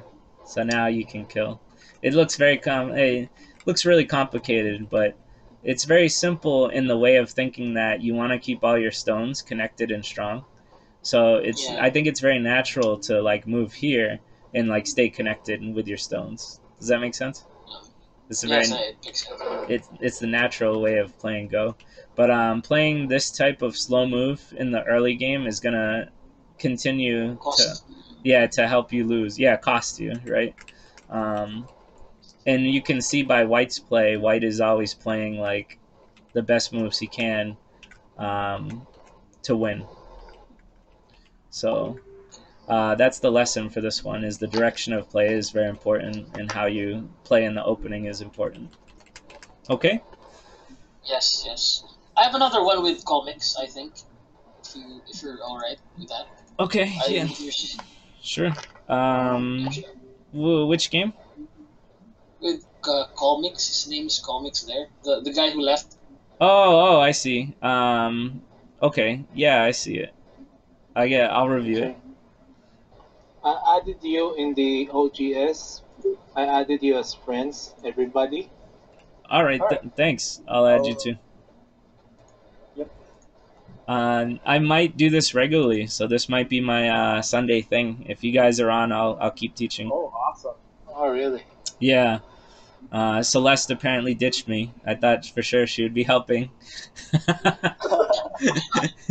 But when she found out, she was like, "Oh, somebody else will teach." I guess she dipped. um, Left you to the wolves. yeah, yeah. So, but that's okay. I don't mind, and I'll put this up on YouTube, probably the raw footage. So if you guys want to like revisit this, Yes, yes. Oh, what's the Yes. YouTube channel? What's the YouTube channel? I'll put the link up. Sorry, I just sent you the wrong review. Review started. Let me send you the right review link. But I named the channel Baduk Scholars. I use the Korean word instead of Go because whenever I search YouTube for Go, it's like Pokemon Go or GoPro. Yeah. So Yeah. I'm not using Go. I'm using Baduk Spellers. Scholars. And Spellers. yeah, like a scholar, like a learner. Scholar. Yes. Okay, subscribing. Oh, thanks. This is a red flag. I don't really make too much, but I just started creating like a lesson plan for my Is niece. this the one with 148 subscribers? Yeah, I used to have more, but I used to make videos 4 years ago, and now I've only recently like started again. And it's because I'm teaching my niece how to play Go, so I wanted to create lectures for her. Good for us. Yeah, yeah. It's good for us. Yeah. That's Start young. Okay, so I have the review up. I put it on Discord and the group chat and the film on OGS. But I'll get started with this one if everybody's in. So this was against Comics. This is the guy who left? Yeah, the guy who left. Okay. He had an engagement. Okay. If somebody could let him know that his review's last, he can skip to his own review if he wants. I'll tell him. okay. I'm also leaving, or also. Okay. So goodbye. All right. It was fun. Thank you. Thank you for the. Oh, I think his microphone cut out. Oh. But oh well. All right. So let's finish this last review. I know it's late. So can somebody tell me? We've done a lot of reviews now. Can somebody tell me why this move I would consider isn't a good move? Slow. Very slow. Yes. Yes. Very slow. I'll just let them know. Thanks for playing. Yeah, so it's not building a lot of points. So you want to extend further. Like I said, my favorite is the Knight's move. I showed you that opening about the middle. That actually is, I think, a very strong opening because it's very hard for. It's very easy for black to build a lot of points, and it's very hard for white to fight, right? So this is a viable opening. I also like the 3 extension and the Knight's move. These are the 3 moves I would say are really good when you're playing on the 3/3 to extend your territory to make big framework. But anyway, so you guys know now that that's kind of a slow move. White played a good move. I see White's 15Q, so he probably knows about making large frameworks in the opening. This was a good move. I like this. This is the Knight's move. Black kicks, which I don't know if is the best move. It's okay. The attachment's a little early, so I don't know how I feel about it, but obviously it allows black to get stronger. Let's see if you got stronger.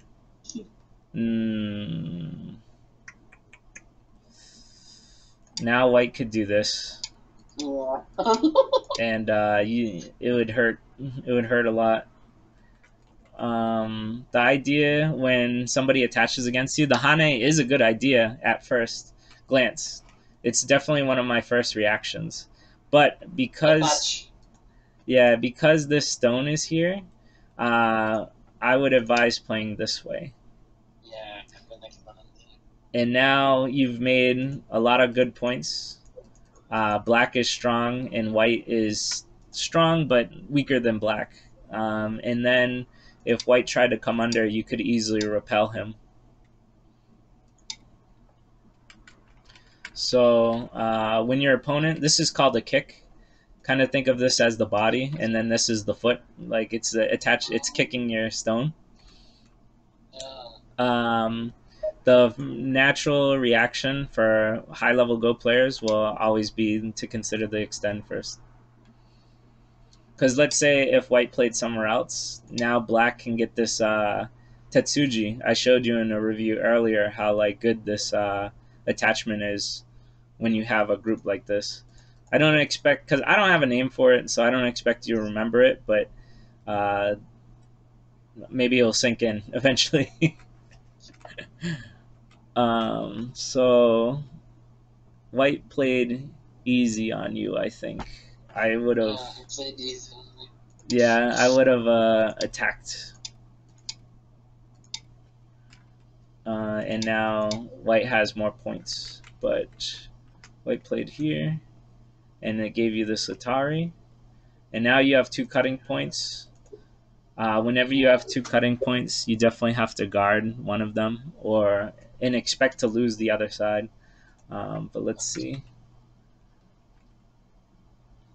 Okay, all right. So white could have attacked here, right?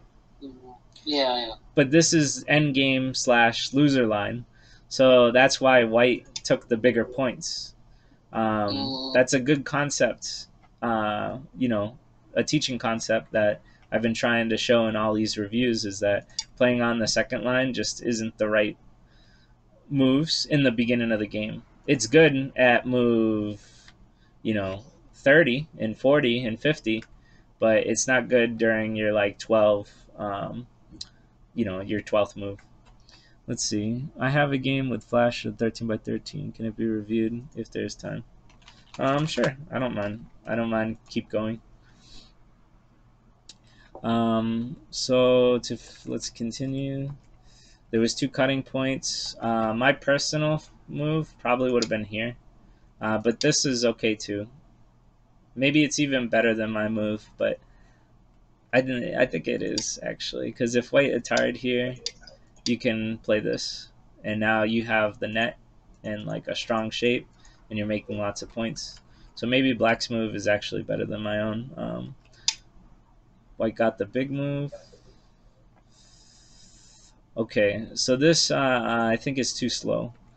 You're attaching to E3, right? Yeah. So that gives him time to build stronger. I'm assuming he played E4. Oh, wow. Okay. I could see why he played here too, actually. But the idea is, the concept that I'll keep reminding you guys is to always try and split your opponent. I really like this move, or maybe something like this, because you're splitting up your opponent. And if you split up your opponent, then they're not going to make a lot of territory, and they become weak, which could even lead to you killing them. So a better move instead of the attachment here would have been to either turn or to peep here and then see what white does from here. So Tomi reviewed it though. I posted on Discord. Okay. Let's see. That's surprising. I could see why, because white can make more than black, but black now has an opportunity to really start attacking white. Like, I call it taking away white's juice. I don't, all these points are like tasty juice, and you're like gonna take it away with one move. So I'm surprised black played this way. White played this way. I'm surprised white played this way. This is a peep. Okay, so a peep, I've already explained it a few times, but the idea is a peep is when white plays a move that's one move away from disconnecting black. So I think this connection is really important when white peeps. But you played in the juice. Huh. Should have. Okay. I, I should have. I'm confused on this game.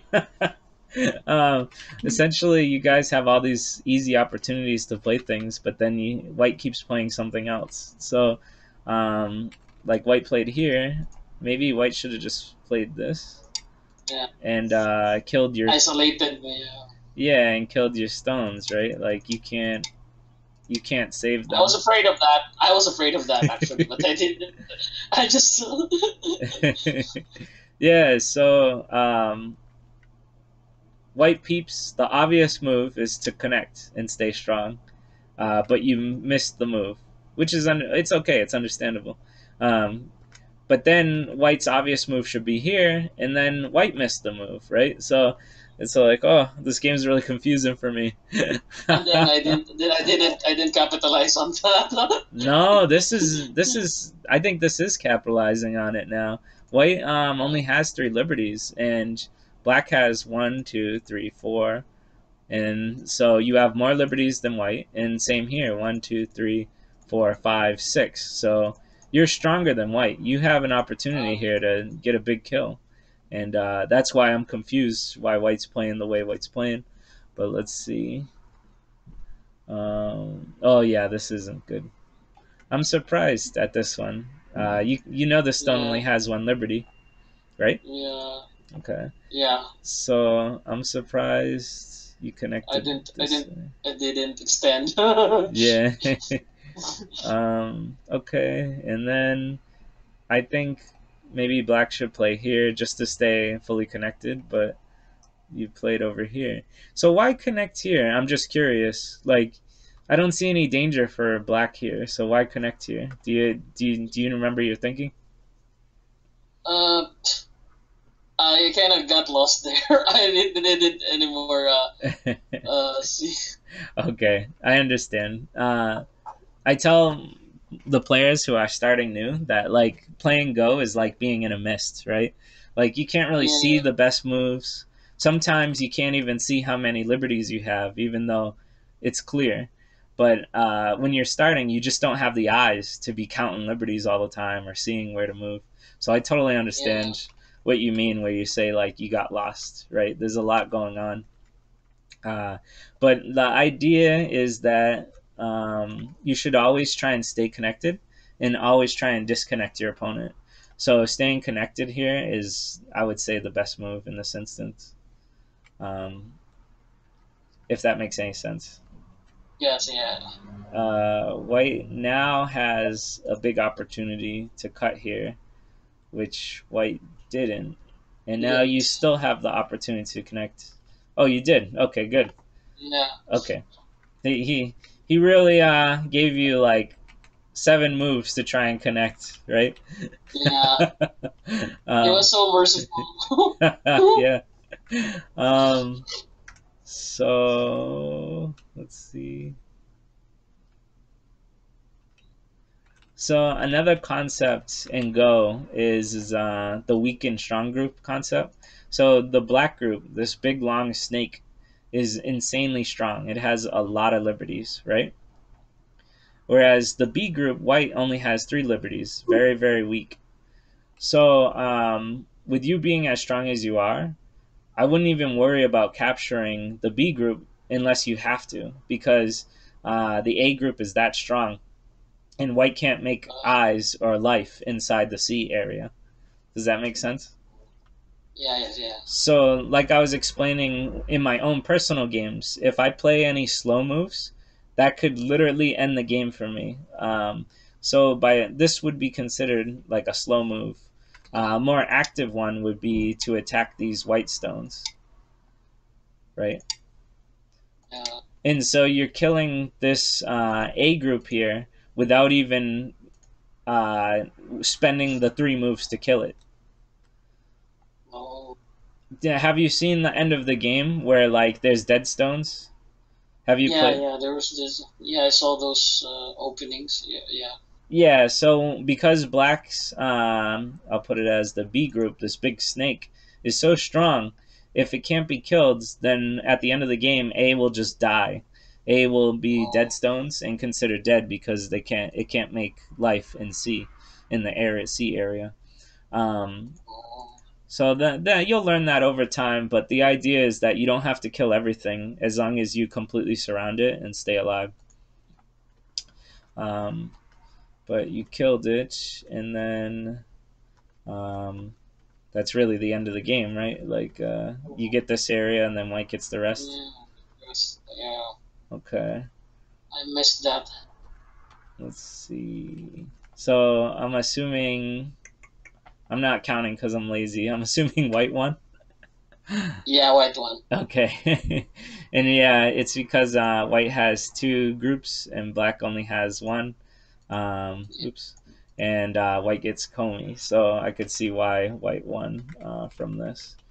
But black had a really good opportunity, and if we go all the way back just to get the key point lessons, you now know that this is slow, so there's yeah. better. It's better to move faster in the opening. Let's see what else. Here, when your opponent kicks you, uh, you have to read if he can disconnect you. So if you played this way, white can say, "Hey, can I disconnect you?" And black says no. Oh, But then white says, "Okay, well I'll just Atari you," and then black has to connect, and now you're fully disconnected, right? yeah. So whenever your opponent attaches to you or kicks you, the Hane is the first response in my book. But then if it doesn't work out, then I'll move on an extension to become stronger. Okay. And that's a basic principle of fighting. Somebody Paul put up a variation. I'm just curious. Um, let's see here. Variation. Oh, okay. I missed this in the review. So the game ended here, but I Yeah. didn't see this Atari. And apparently neither did you or Comics. Thank you, Paul. Oh Um, yeah. so now Black actually wins the game. That's kind of fun. I didn't see that. No, I didn't even even reviewing. I was just looking at it quickly. Let's see. So then White. I stopped. Let's see. Yeah. White should have played here. Um, and so now White still lives, but now the game is closer. I guess I could do a quick count.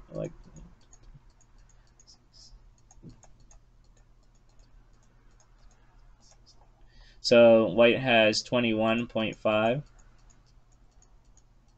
and okay, 1, 2, 3, 11 plus the captures. So Black has 15, I'd say. So White would still win, but it would be a closer game than what it was. Um, but yeah, so oh, and this was this attachment. I've talked about attachments a lot in these reviews, but the attachment helps White get stronger. And it's too slow, right?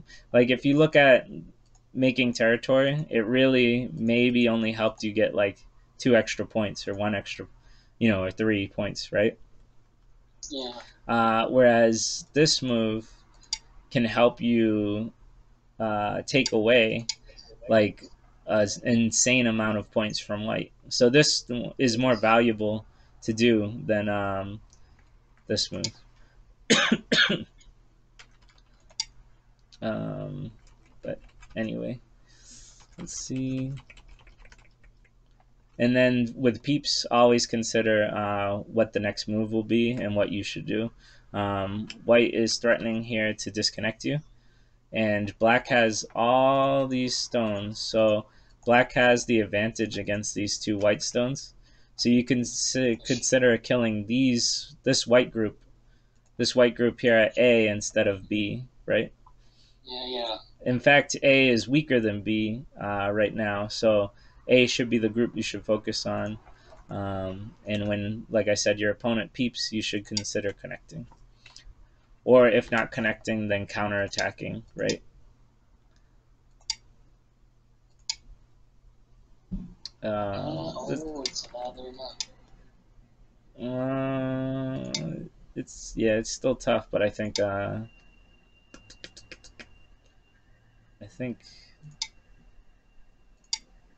yeah. Unfortunately, White still wins this fight. Um, so that's why this peep, I guess, is so good.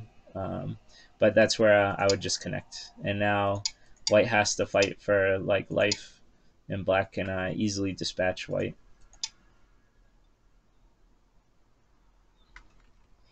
So okay. Thanks. Yeah, no problem. I hope at least at the very least I can help you with the opening, right? To get a instead of like playing like this or like this, you know. So it's more faster moves are better in the opening. Yes, yes, that's right. In the opening, it's good to focus on making frameworks quickly, territory frameworks quickly. One last clarification. You said about in 19 by 19. What was the equivalent of the three moves minimum for a fast move? What did you say about that before? I think you mentioned 10? 10. Oh, on the 19 by 19, yeah. Yeah. I'm blanking right now on how many spaces there are between the two star points. I think it's 10. It might be 11. Um, Uh, but the idea is that usually players will play around the star point. uh, Um, and that's a very long extension, right? It's very very far away from each other, and they can be split. But it's still good to play that way because you want to focus on the corners first and to sketch out large territories quickly. Does that make sense? okay. Yeah, it makes sense. Oh, Thank you. no problem. All right, all right. Let's do the last review. Sorry, Paul. I don't know exactly what you mean on the wrong response here. Oh, let me see. I guess I'll take a look. Tingin ba to? Can I add you? Perhaps we can play sometime. Yeah. Sure. Okay. How Hmm. how new are you to the game? Uh, Started like 2 weeks ago after my Hmm. midterms. Kind of not Okay. wrong, but can be wrong if played wrong. Oh, I see. Okay. Yeah, so this would, you um, I think if White just answers with 7, I think he's okay. Right. Yeah, White is okay here. If he plays your variation, obviously it's not gonna work. But White can counterattack here, and then as you can see, White just wins the 2 eyes. But okay, we'll move on to Paul Rengo's game with. He said it was a 13 by 13 with Flash 15. I think that's James. No. Clash 15 is Owen. Oh, and yeah, sorry. Keep mixing that Yeah, up. it's But okay. yeah, Review if started. you guys want to do one more, I'll do this last one, and then I'll let you guys sleep. So I put it up. It looks like Ren Lee put it up in Discord too. I'm not sure. Uh, but anyway, I put up the review in Discord.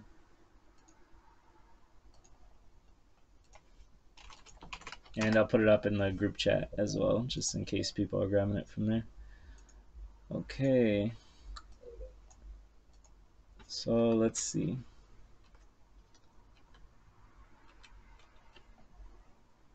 So Tani, if you're still here, you can see even on the 13 by 13, they've played like on the start points, and that's that long stretch, that long framework of moving fast in the opening.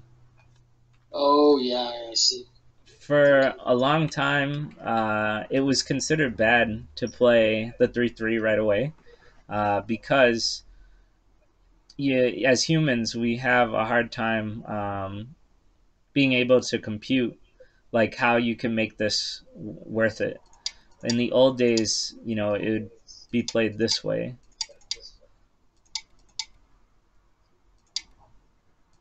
And White gets Sente, so that's why the computers now really like this. But considering that black has all this, like a big wall. He's like potentially like could get all this or have any advantage in any fight over here. Um, so that's why the 3-3 was considered really bad for thousands of years in this early stage. But now computers say they're so smart at taking away territory that like people love playing this now. So that's all I got to say about that for now. So, simply because white comes out in Sente, like that makes the move more valuable. Yes. Yep. Because Okay. So like I said at yeah, the end of Sente the is that important. at the end of the variation here, white has multiple moves. Let's see. It should be white's turn, I think. My clicker's like showing black's turn. Here we go. Let's see. 3-3 as second move in teaching game. Oh. um, so like white has a peep here, and white could then again just do a 3-3 again, and it makes black's wall a little harder to use. Like this is too over concentrated. It's too close. So it's not making as many points as you'd want it to. And if black plays this way, white does well here, and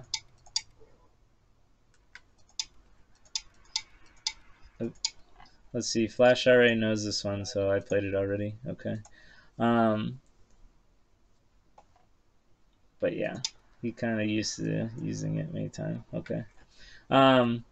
But anyway, I was just pointing out something that I always thought was interesting because of AlphaGo, like changing the game, AI Sensei. But let's continue. So I can't say it's a bad move for white, obviously. Black played the old way. There's a lot of new moves now. And now black can take Sente and take, make the bigger, faster territory framework. But playing the old way, you actually don't get Sente. Now white gets Sente. See, white gets to play. So I guess if you guys want a lesson in Joseki, which is kind of early for you guys, but when white plays the 3-3, a good idea is to block either side, whichever one, and then play this move. If you guys can remember this, and then to move somewhere else, you'll handle this 3-3 better. And Okay. maybe you'll feel uncomfortable that white can get an Atari on you, but the idea is that black now has a big wall facing his two stones, which is it's a potential that you can make a lot of points when you have a big wall. But let's continue. This kick is fine. Let me think.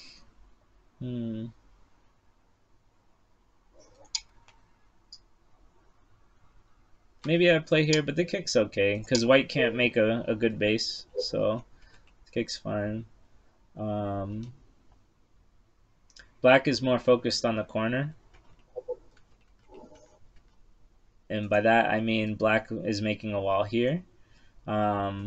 Maybe because of black's wall here, he should focus on this side and then work for getting a stone out here or attacking out here. But let's see. Atari, very strong.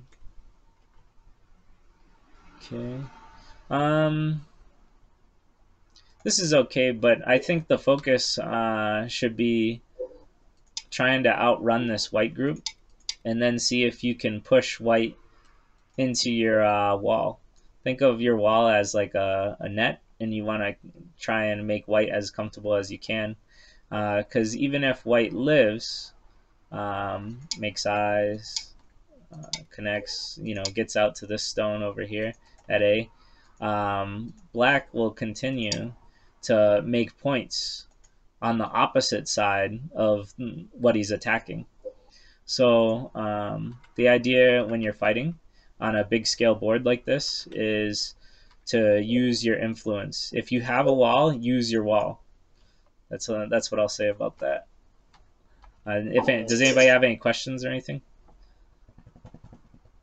I know this is a lot higher level than it was on the 9x9, right? Yeah. Yeah, try to teach him how to attack, creating this cut points for me. Creating this cut points for me. Maybe he, Paul, do you mean like now that you have a stone here, here, and here, Black's wall is looking weak and not doing what it's supposed to be doing? Maybe that's what you mean by that. D8 cut work. D8 cut work, okay. So it can be first the ladder, which let's see if that works. I'm getting lazy and not reading. The ladder does not work because Black can come back. So if the ladder doesn't work, then you can net. So now Black can't get away, right? Black can use it as a sacrifice. But no matter what, Black's group at A here can't get away. So, and with White being able to kill these black stones here, he'll get an eye, so he'll be super strong, and like it'd be very hard to kill White. So this I wouldn't think is the right strategy. Now instead of a cut, maybe a peep, because if White connects, White doesn't have eye shape. I mean, he can still make eyes and run out and do a bunch of stuff, so I don't think this is the right time. But the idea is that the cut doesn't work, so maybe the peep is nice. But first, like I said, what you'd really, really want to do is get ahead of your opponent. Because if your opponent slacks and like moves somewhere else, now you can push White into your wall. So that's how your fighting should be. So let's continue. Okay. So now, looking here, Paul mentioned it already, but you have a group at A, B, and C.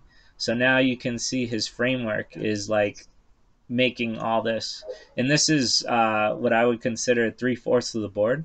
So White is like winning on a global scale and making Black's wall do nothing. So I'm not good at teaching though. So keep that in mind, I guess. So White's winning, I think, in this game. I'd say White has a really good advantage. This is probably too much, but I give him opportunities. Okay, Paul.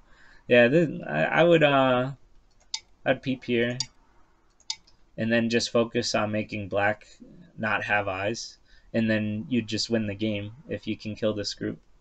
But by playing here, like Paul said, he's giving him opportunities to, like, I don't know, counterattack, right? Remember to attack this group.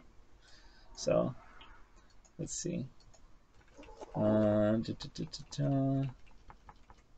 So 3 times this Joseki, the old style Joseki, is played.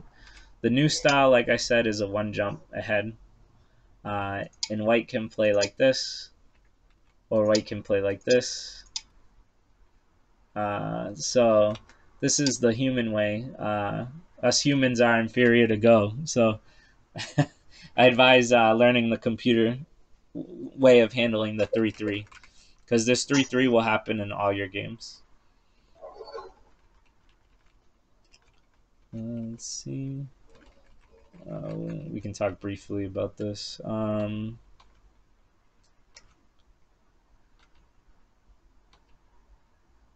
It's strange. Black earned the stone at A, but he didn't take it.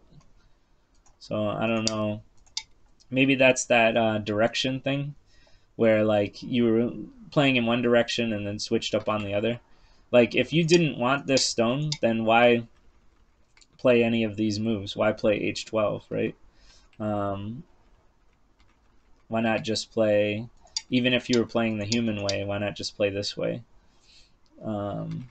But anyway, so he switched directions, he switched his thought and moved over here. White is trying to disconnect and strengthen. Let's see. Tari. Okay. Alright, black's starting the attack now. This is a peep, because if black gets one more move, he'll be able to separate and make points and harass. So white probably responds. Let's see. Okay. Interesting. I can see why. Let's see. Okay, black played well here. Now black should 100% separate. Okay, good.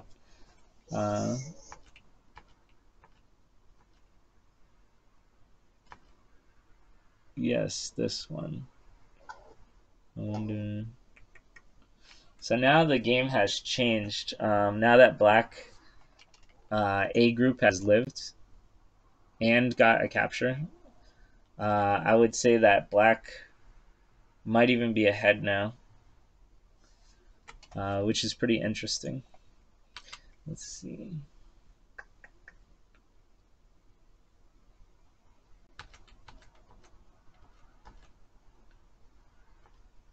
Okay, now he's not. Do you guys see where black should play right now?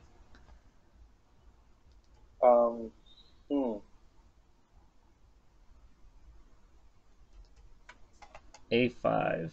That's right. So black should separate and take his kill, right? Like he needs this kill. These are keystones. Okay. But by playing where he did in the game, now white can connect under, and now white has no problems.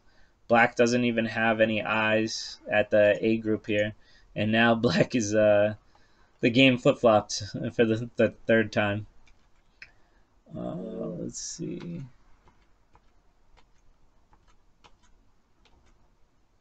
These are some good counterattacks, but it looks like black is just shy of not making it. Yep, and that this is really game over. Yeah, in fact, the game doesn't even continue anymore. He can kill me also. What group are we talking about? This group here? Let me see.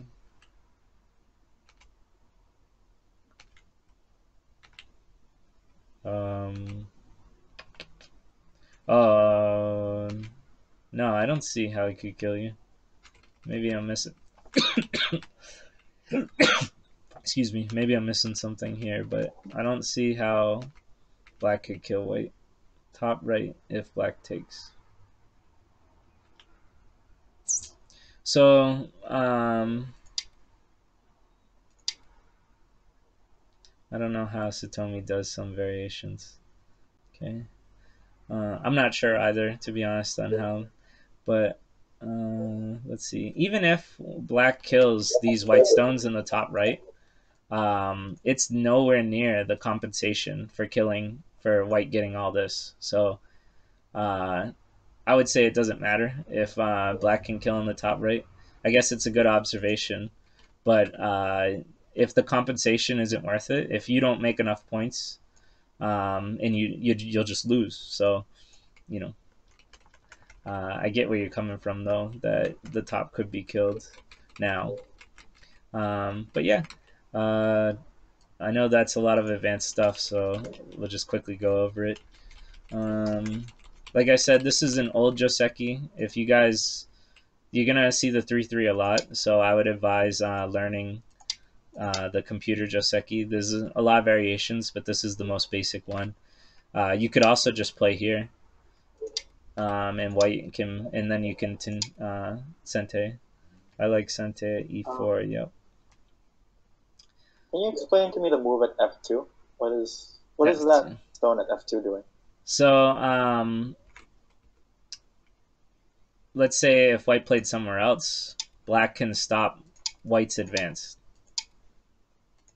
right?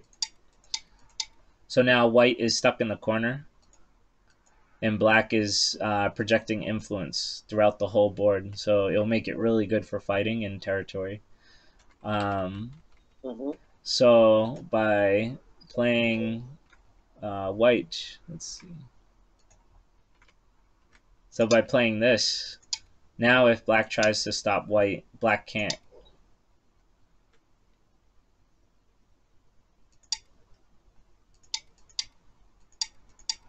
Right? Black's in trouble. I see. So this is one of those cases where playing on the losing line actually has a purpose to it? Yes.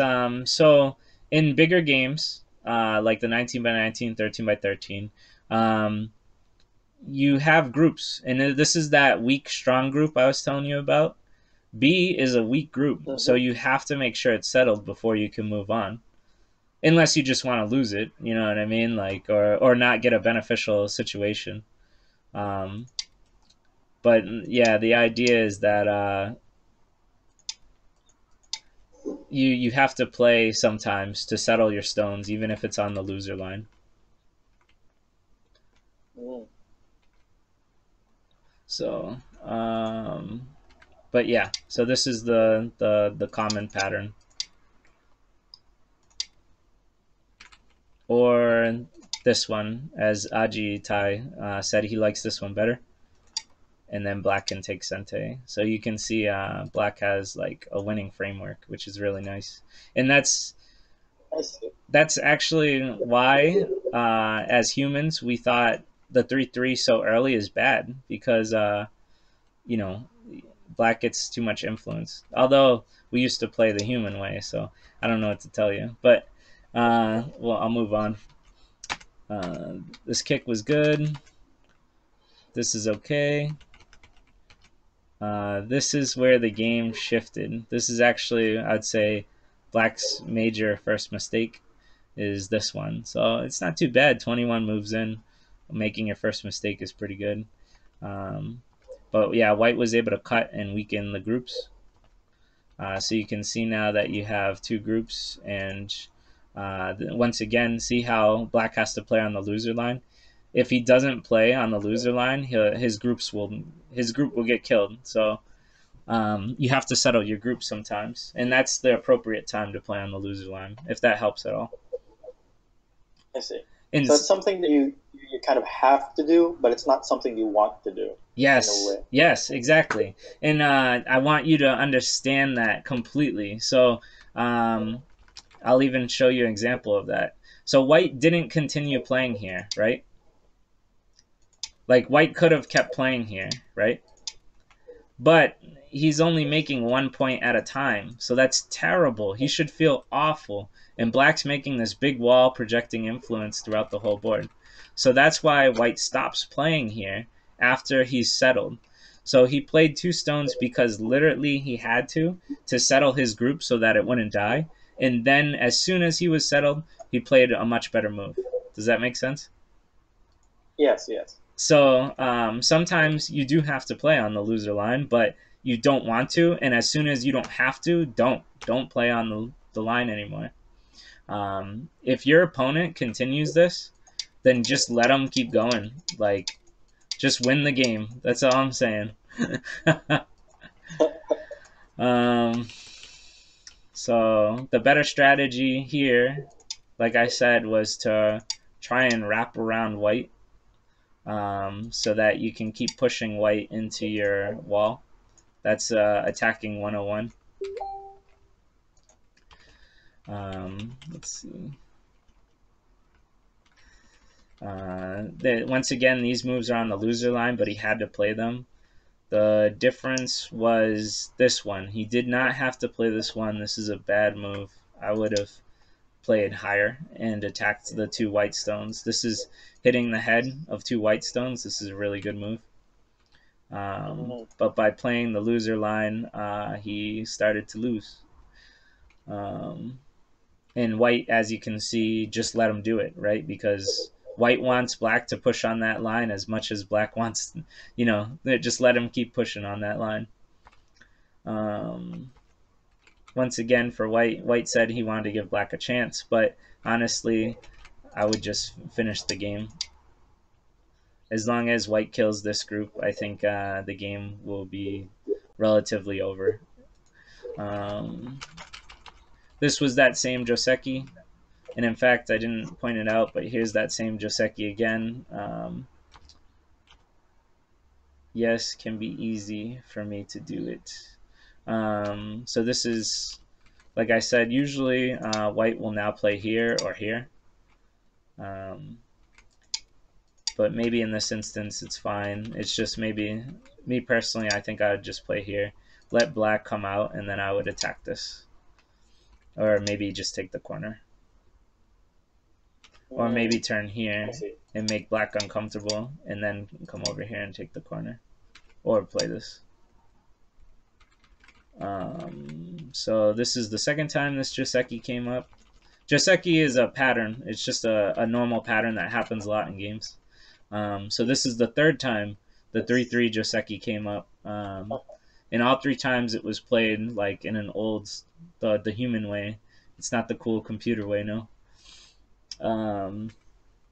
This was a weird change of direction, but, you know, I don't know what to say about it other than he had one plan here, and then he followed through with the plan, and then he changed his plan. So usually that doesn't work out too well most of the time. Let's see. I didn't analyze this stuff like crazy, but you know, white. I get the general lessons to be learned though. It's still very useful. Okay, all right. I'm glad. The only thing that the last like big move that Flash 15 messed up on was this one. He 100% should have separated.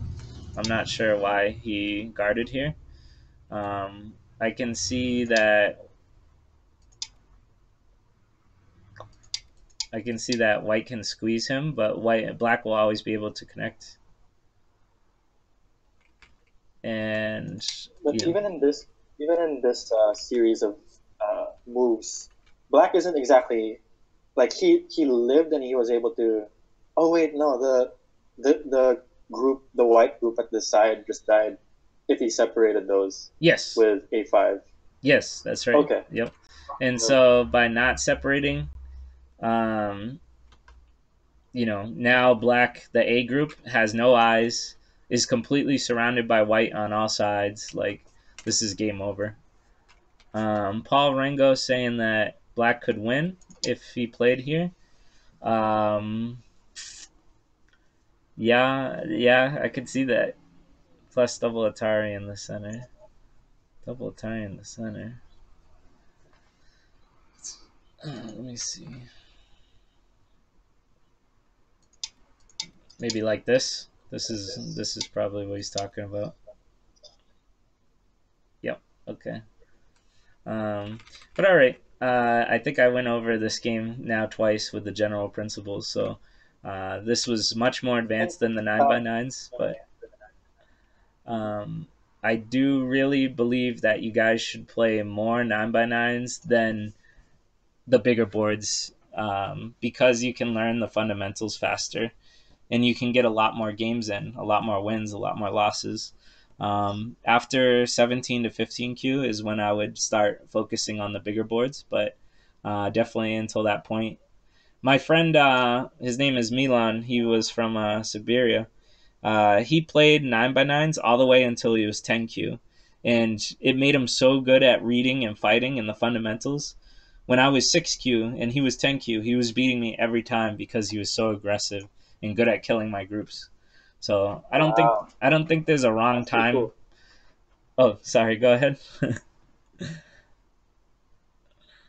Hello. You were saying something. I'm sorry, I interrupted you. Oh no, I just said it was pretty cool. Yeah. Somebody else saying something. Hello. I'm not sure, but I will say that I hated Milan. He was always shit talking me, and you know, he was like, "Oh man, you're not 6Q." Like, But he was so strong at fighting because that's all he played on the 9x9 until he was 10Q. So I don't think there's a problem with playing on the 9x9. I think it's very complicated to learn on the 19x19 at an early stage because there's like 100 concepts. But Yeah, anyway, that's I my. think Oh, go ahead. yeah. Just to comment on the A5 move, just come back to that. It's like, you know how it's like it's kind of wired into you from an early, from very early when you're learning Go. How it's like, you don't play on the first line unless you super have to. Mm-hmm. And sometimes when a situation comes up, it's easy to not see it Yeah. because you kind of wired your brain to like say, oh, stay away from the first line unless you super have to. So Okay. I can see why he was averse to playing that move. Like he didn't see the initiative, Gotcha. the potential in it. No, I understand where you're coming from. I'll give you a fundamental thing, and to end this last thing. So the idea is that these white stones, the mark stones here, are separating Group A and Group B. Okay. When there's marked stones, when there's stones that are separating two groups from each other, they become the most important part of the game because if white dies here, black is connected and safe and strong throughout the whole board. But if white lives, then the B group becomes dead. You know what I mean? And that's just the end.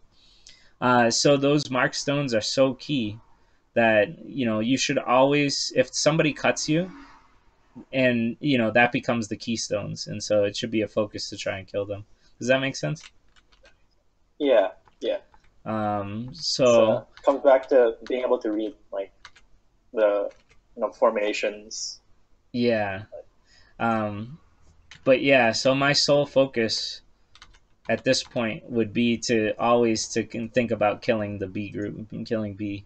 So that's why the A move came, like, I was like, oh, why didn't he play it? Yeah, yeah. But yeah, okay, I see what you're talking about. Let's just look at Paul's variation real quick because he put it out on the board. So wait, where is it? It's here. Okay, so this wasn't played in the game, but you're saying black could have played this way. So let's see. Okay. Okay.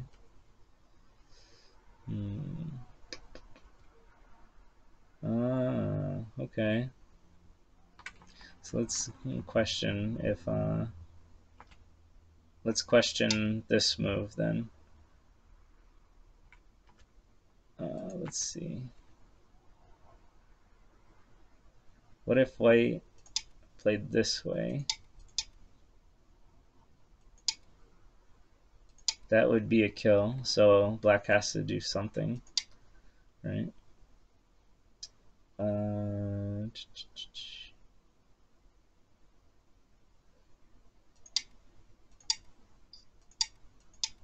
2, 3, 3 liberties versus 2 liberties. I think white wins this capture and race, right?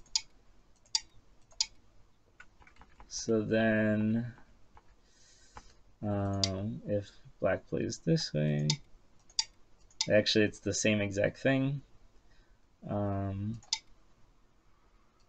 right? So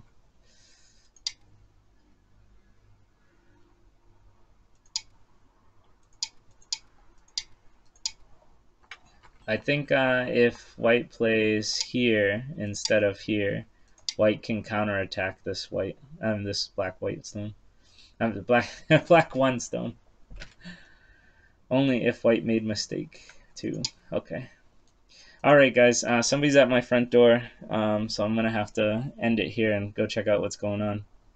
All right. But thank you very much. Yeah, it was really fun teaching you guys. I hope all these concepts help and sink in. Maybe I'll see you guys next week. Yeah.